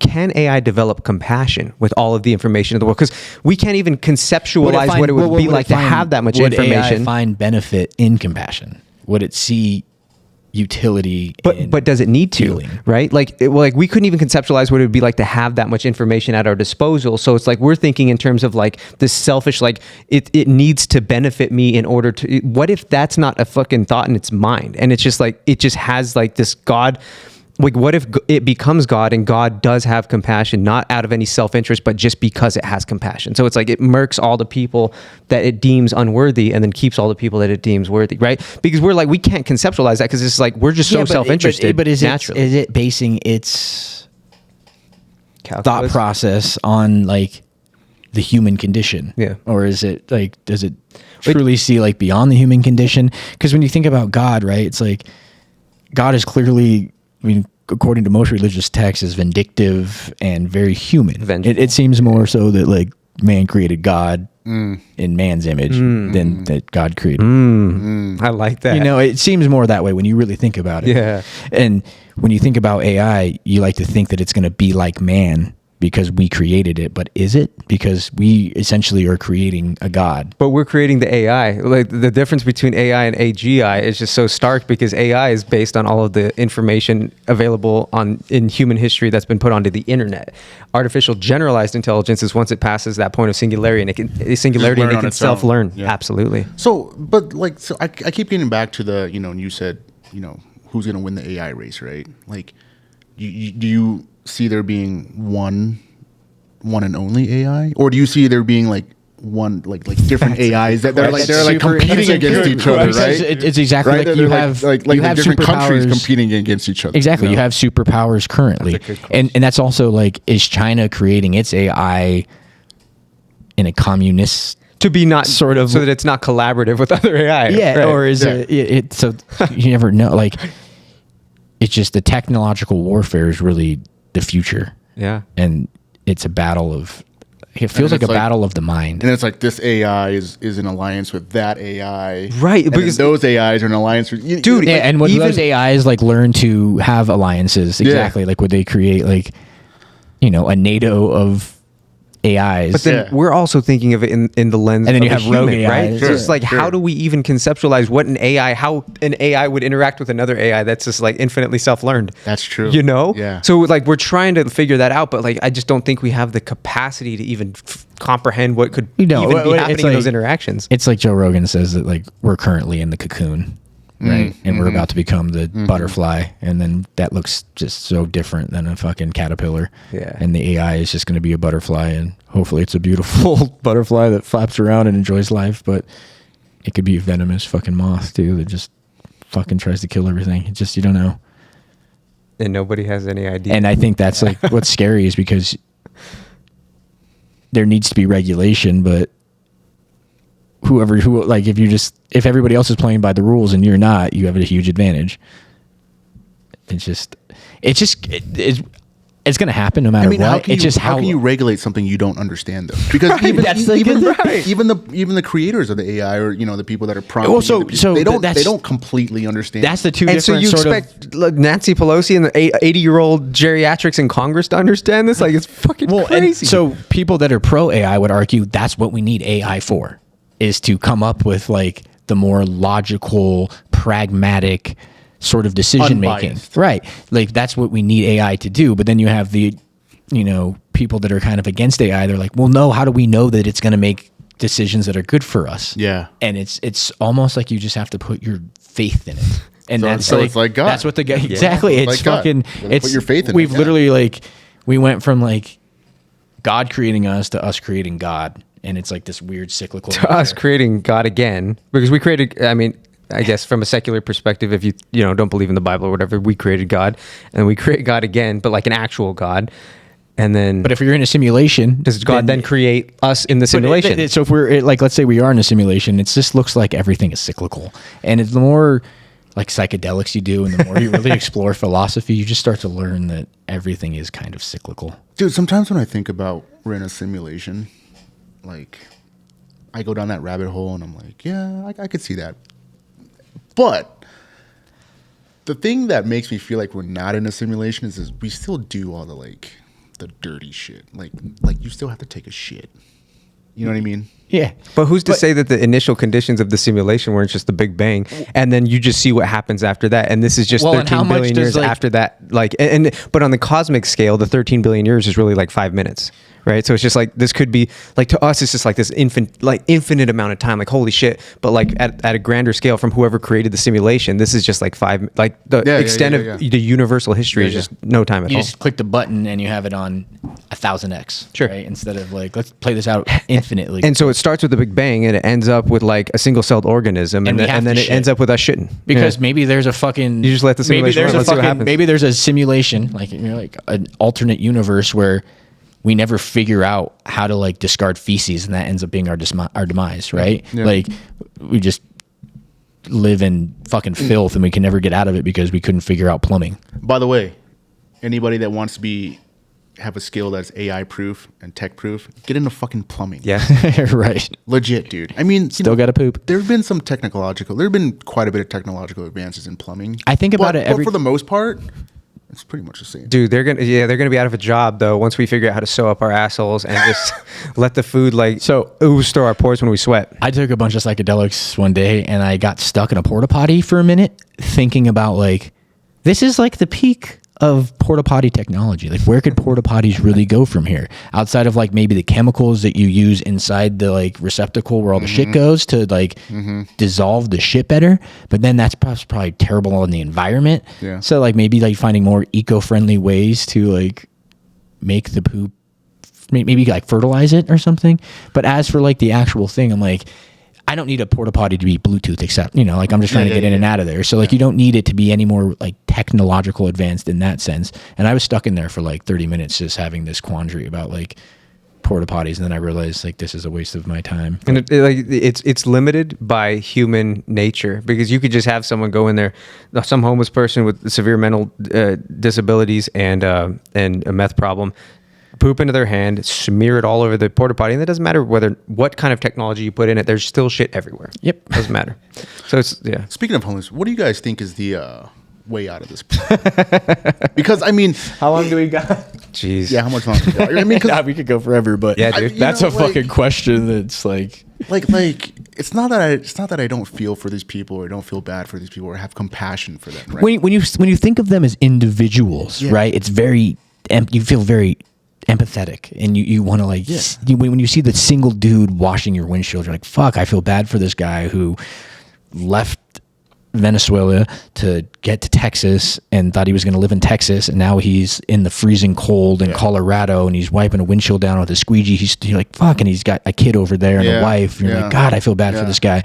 But then when you think about how many there are and how they just keep coming over, you're like, we got to do something. Like, you want to put them up in housing. It's hard because like we have, so like right here on 38th, where 38th you get onto I-25 Park Avenue, that intersection, there's like the old La Quinta Inn, which I believe now is like housing for homeless. Yeah. And I don't know exactly the nuances of it and how it works, but I think you kind of just like check in with the security guard, and then me and my sister were talking about it because she's like, well, we need to have like, you know, people checking in on them to making sure they're like doing well. And I'm like, yeah, but you know how little we play. You know, there probably is some therapist that's walking around there, some social worker making $50K a year, you know, with a degree. It's just, it's so difficult. Like, I don't think there's much you can do. I mean, you know, so I kind of classify, you know, the Venezuelans and whatever. That's like a migrant crisis, right? Yeah. I mean, I'm talking more about the people who were born in America, our homeless. own current domestic population that, you know, is, you know, some people are just down on their luck, right? Lost a job, you know, maybe they, you know, got injured, whatever else, right? Horrible. And then you get the drug addicts, alcoholics, maybe the vets or whatever else. So there's like different categories of them, right? But I think, you know, I don't see anything compassionate about The only it's the hardest sell ever, and it's an unpopular opinion, and I don't think it's ever going to happen because it's just going to hurt the people at the top too much. It's universal basic income. You just have to create a quality of life for even the most poor, disenfranchised people. You have to have you give them $1,000 a month or $2,000 a month. Every person gets that amount, and it's enough to pay for housing and pay for food. You're still going to have homeless people, right? You're going to have people with mental illness that just can't, you know, have had too traumatic of lives. They just can't even go to a job. Like they just don't have the cognitive skills, and you're going to have certain people like that. And that's probably why you need psych wards back in institutions like that. And you need universal basic income. But in order to fund those things, you know, the Jeff Bezos are going to have to make a lot less money. Your Nancy Pelosi's are going to have to make a lot less money. A ton of people who don't want to give up anything that they have are going to have to give up things they have. I mean, you know, I think we can all agree that status quo, it can't go on. Like, look at where it's leading, right? The status quo right now is leading to higher inflation, more debt, more people being severely over-leveraged. So where does that lead? Does that lead to less unemployment, or does that lead to way, way more unemployment? I'm sorry, homelessness. And does that also lead to then more traumas being inflicted, less education? Like all of the cascading effects of what's happening right now with this wealth consolidation at the very top is going to reciprocate over and over and over. We're going to see it in homelessness. We're going to see debt bubbles pop, and you're going to see more people becoming homeless, and then everybody just wondering, why are there so many homeless people? Why is my city such a mess? And it's like, maybe because you created the parameters such that they couldn't afford food, and then as soon as they lost their job, they maybe didn't have family to go to, and then they became homeless, and then more people become homeless and less people to turn to when their circumstances become dire. And then it just kind of spirals, because dude, once you're homeless, maybe you're very vulnerable. You start, you know, dabbling in drugs that, you know, just shouldn't be dabbling in, and then you just go down a rabbit hole, and then it's just. And then what happens when, like, you can't, like, when BlackRock and State Street and Vanguard own all of the homes, and they're not willing to rent out at a price that they can't see themselves getting a return on investment, right? They would rather just leave that home empty. Then the homeless people don't even have anywhere to live, because all the homes are owned by, like, the people that stand to profit off of them. You just fucking crazy. This is why you need capitalism and socialism, and they both kind of have to work together. It's like a little hybrid, yeah. That's when America is at its best in general, is when those two things are working well in conjuncture. And I in my opinion, it just seems like some sort of universal basic income, or that you just have good social programs to keep the people that don't want to be homeless from being homeless. And then if you want to be homeless and that's how you want to live because you don't know any better or you can't figure it out, that's another problem we have to face. I guess that's why you could argue that we need AI, super intelligent, figure out figure out the things. But, you know, maybe it goes, yeah, there's no answer to that. Just murk everybody. Everybody's dead. Like, we'll just get rid. Well, it's the human infestation actually that's you know, ruining the planet. So we just get rid of humans, because, you know, if you have termites in your house and they're going to eat all your stuff, and if you don't kill them all, they eat all the infrastructure, you get rid of the termites. Maybe AI looks at people on Earth and go, yeah, these are the termites of Earth. Let's just go ahead and they threaten our existence, or the AI's existence, every minute that we let them live. Yep. It's just, or maybe I don't think there's definitive answers to so many of these questions. Which is fine. Some of it's just trial and error. Like, maybe universal basic income doesn't work that well, but maybe we should try it. Maybe let's give it a try. Because, like you said, the status quo is not working. Yeah, like it's. I mean, we've done it before with the whole, you know, a little bit of socialism, a little bit of capitalism. You know, like with Social Security and Medicare, we decided as a country, as a people, that, you know, senior citizens should live with dignity, right? So we didn't want senior citizens being broke and poor and homeless. So what did we do? The New Deal. We had Social Security, right? So I don't know. Maybe we need a new deal. Some of it's strange when you think about, like, I mean, I guess some people just don't have families, right? Like, if you just I don't ever have kids, and I live to be 85. Almost everybody I know is going to be dead, and I'm not going to have anybody to take care of me. Because you look at other cultures, and it's very common for, you know, grandma and grandma. You take care of your elders, which I wish we had a little bit more of. You look at the cultures that do that, and like, you know, Latin cultures, Thai, Vietnamese, like they stay together as a family unit for forever sometimes. Like, maybe you move out for a little bit and start your family, but then you come back home. It's not sure if that's better or worse, but it does seem a little more loving and a little more. Yeah. Well, getting back to your original question from when we first started the podcast, and you're asking, you know, who's buying houses in this market? You know, that's the other group that's buying houses in this market. I'm seeing a lot more of multi-generational living, you know, where, you know, you'll have, you know, mom and dad, and then maybe, you know. You wonder if that's preference or It's probably a forced outcome. It's it's definitely not preference, dude. Yeah. Especially if they're a little more, Circumstantial.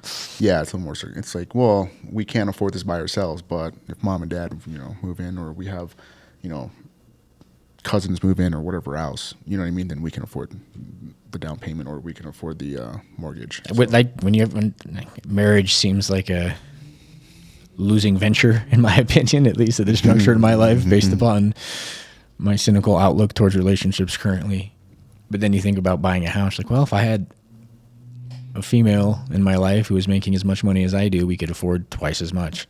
And then you're like, okay, it seems like a good idea, because marriage a lot of times is it's a business transaction. It is. It's a partnership as well as it is fiscal. Mm-hmm. And that's when it gets complicated. There's a lot of people that want to get divorced, but they can't afford the divorce. Oh, I wonder about that, dude. Like they're locked into that 2.75, and they're just like, we're gonna make this work. They just can't afford the divorce, man. They can't either one. Even like if they are splitting it equal, it doesn't work out for them. Marriage is tough. Well, and then the tax code, it incentivizes marriage and having kids and shit like that too. So. Get a kind of. You get write-offs, but you're still spending more overall. Yeah, especially on the kids, right? Marriage for sure, but there are incentives for having kids, but it doesn't outweigh the costs. The costs are brutal. So the parents hate us. Any parent that is watching this podcast now hates this podcast and is going to go start a fucking Instagram page like fuck keeping tabs. No, fuck the Idealist. not if they have any self-awareness. And it's like, you can, we're not, obviously we're talking and making blanket statements. That's not every married couple is miserable. Sure. There's lots of happy ones out there. I've never seen one personally. Never seen one. Yeah. But I hear things. I hear they're out there. I was having a conversation on Instagram with, I won't say his name, but you know him. And we were talking about just women and relationships in general today, and how it seems like if you're in a, God, I should read it, some of the things that he said, because there was something here that I got to bring this up because it was one of my favorite things anybody's ever written. I'm curious to see who it is. I'll show you.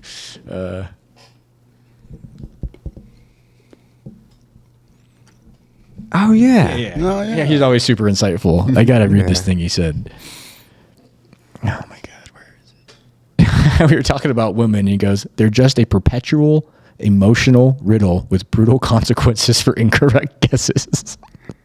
I mean, I found that to be so very good. accurate. Pretty good. Dude, it was so fucking good. I was like, I just like, I think I commented on it like 4 different times. And he's like, and you never get to lose your patience, and you're never right no matter what. I mean, it's like a cynical outlook, but my God, it's like, I love the so fucking truthful. Incorrect guesses, because sometimes it's just like Brutal consequences for incorrect guesses. It's a guess, You have to guess, like, and please, which one is it?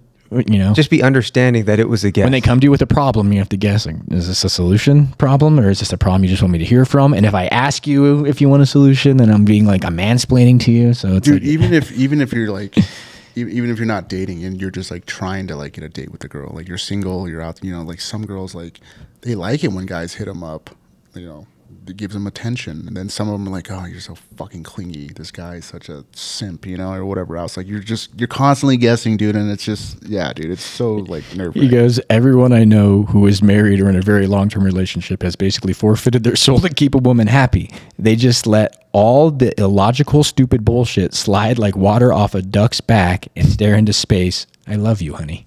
That's good. That's like poetic. Dude, if I went through this entire thread, he called women nature's psyop, which I thought was it's like super cynical. And obviously, I think we're both in a similar, when I'm in a happy relationship, I'm like, no, women are awesome. But when you've been single for a while and you're dating and you're on the apps, it's real easy to become pretty jaded. The other problem is that like this is gonna sound real mean, but the women that are worth it, like the really good ones that actually aren't like the toxic bullshit that you have to deal with all the time in the dating world when you're in your mid-30s, they're in like committed relationships because they're taken, they're decent people that like are mentally well. They're taken, and they can be very selective as well. Sure, because they should be such a commodity, right? So it's they like, can be. Why would they want to be with me? Yeah, not to put myself down, but like, legitimate. If you could be with anybody, yeah. why would you pick me? And I like to think that my personality will shine through, and my whimsical, cynical sense of humor will, attract them. And it has on occasion, but I get it. Like, why wouldn't you not want a dude who's 6'2" and makes $400,000 a year and can buy you your Porsche or whatever you want? I get it. That's actually why I don't get down on myself, because I used to be really like insecure, and I used to get really down on myself when I wasn't getting all of the women that I wanted. And with time, I start to see like, Are you gonna? why would they pick me? Like, and it's like not a woe is me type thing. It's just like there's are better options out there. So if you're a really like healthy, attractive, decent human being as a woman, like, you don't need to, and that's okay. And it also so it's not a referendum on me. It's just that you're amazing, and it also can serve as a motivating tactic, right? Like, okay, well, I got to do better. Okay, maybe I can't overcome like some of my physical detriments, but I can make more money, and I can start to level the playing field this way. And then I also think it's like, I'm not going to lower my standards. Like, how can I expect a woman to lower hers? How am I going to be hypocritical? Maybe her standards are unrealistic. Mine probably are. So it's just, it's shitty and whatever, but it's like, this is the game, and the rules, and their parameters. You can play it, or you can choose not to. And choosing not to play, it's fine. You can just remove yourself from the dating pool. And I feel like that's what I've done. Like, I deleted Hinge recently. I told you I was just deleting fucking chicks off Instagram. Which time? Yeah, I've deleted it. This dude downloads Hinge and deletes it like twice a week. No, I actually deleted it. Like, I deleted my profile. I usually would just like uninstall it from my phone because I didn't like look at. You didn't just reset the matches? No, I completely deleted it. So if I decide to make a new one, and I eventually will, I'll have to like curate it from scratch. I don't just have like the already whatever. Maybe that's a good thing, but I just was like, I'm fucking over it, and it's a distraction currently, and I have things I need to work on personally to become a better person. So when I do meet a woman who meets my standards, maybe I'll meet hers because I've done the work outside of myself. I think that's when you do the work, I think they just come to you. Generally speaking, when I get into relationships, like the last one that I was in, I was single for a while, and I was like living at my aunt and uncle's house, and I was building a bankroll, and I'd been sober for a couple years, but I was still going through some of like the shit that comes along with sobriety and working on myself and going to therapy. And I made like some huge leaps, and I had gotten to a point where I was like, you know what, I'm gonna go rent a really nice apartment downtown, and I'm gonna put myself back out there. Didn't take long before I found somebody I really liked. It didn't work out and whatever, but you learn from it. You go, okay, maybe I'm not as ready as I thought I was. Maybe I'm not as good at picking a partner who suits me well as I thought I was. Maybe I need to, go back to the drawing board and work on some things. And I think that's where I'm at now, is like, the problem is that going back to the drawing board is easy when you're 20, 21, 25, 27, 29, 31, 35. Actually, that's one thing we have going for us as males, is our window is much wider. Women's, I think, values really declines after a certain age, is where men's kind of continues to go up, even into like your late 30s and 40s, and maybe even to like your late 40s, because if you can continue to gather wealth and experience, you have a lot to offer a woman who's maybe 28, 29 when you're 40, who, you can really provide for them. And, you could get into all that, but I think that's one advantage that we as men have, like especially me and you being single at our age, and speak for yourself. Dating's not always been easy, but we've we still have time in front of us, and we have a lot more resources than when we do want to compete with like a 26-year-old. Like when I want to compete with a 23-year-old, like I have a lot more than a 23-year-old does mentally and financially. Yeah, sometimes. absolutely. So, not that I want to date a 23-year-old chick. That actually sounds awful. Yes, it does. I would date her for like a little while. It'd be fun. And then you realize that you just can't have a conversation with her. Yeah, that'd be impossible. Have you spoken to a 23-year-old? What's a simulation? Who's Nancy Pelosi? Yeah, is she on TikTok? Fuck. Yeah. Well. This is a pretty good. This is a fun one. Yeah, I appreciate you coming. We'll have to do this again. This is a good one. Yeah, I enjoyed this. That was fun. Yeah, dude. Thanks for coming on, man. Yeah, thanks for having me, guys. Yeah, really sweet. Appreciate it. Fucking hit the clapsies. This is worthy. Yeah. Sweet. What the fuck, dude? Pause. We're good. Later, everybody.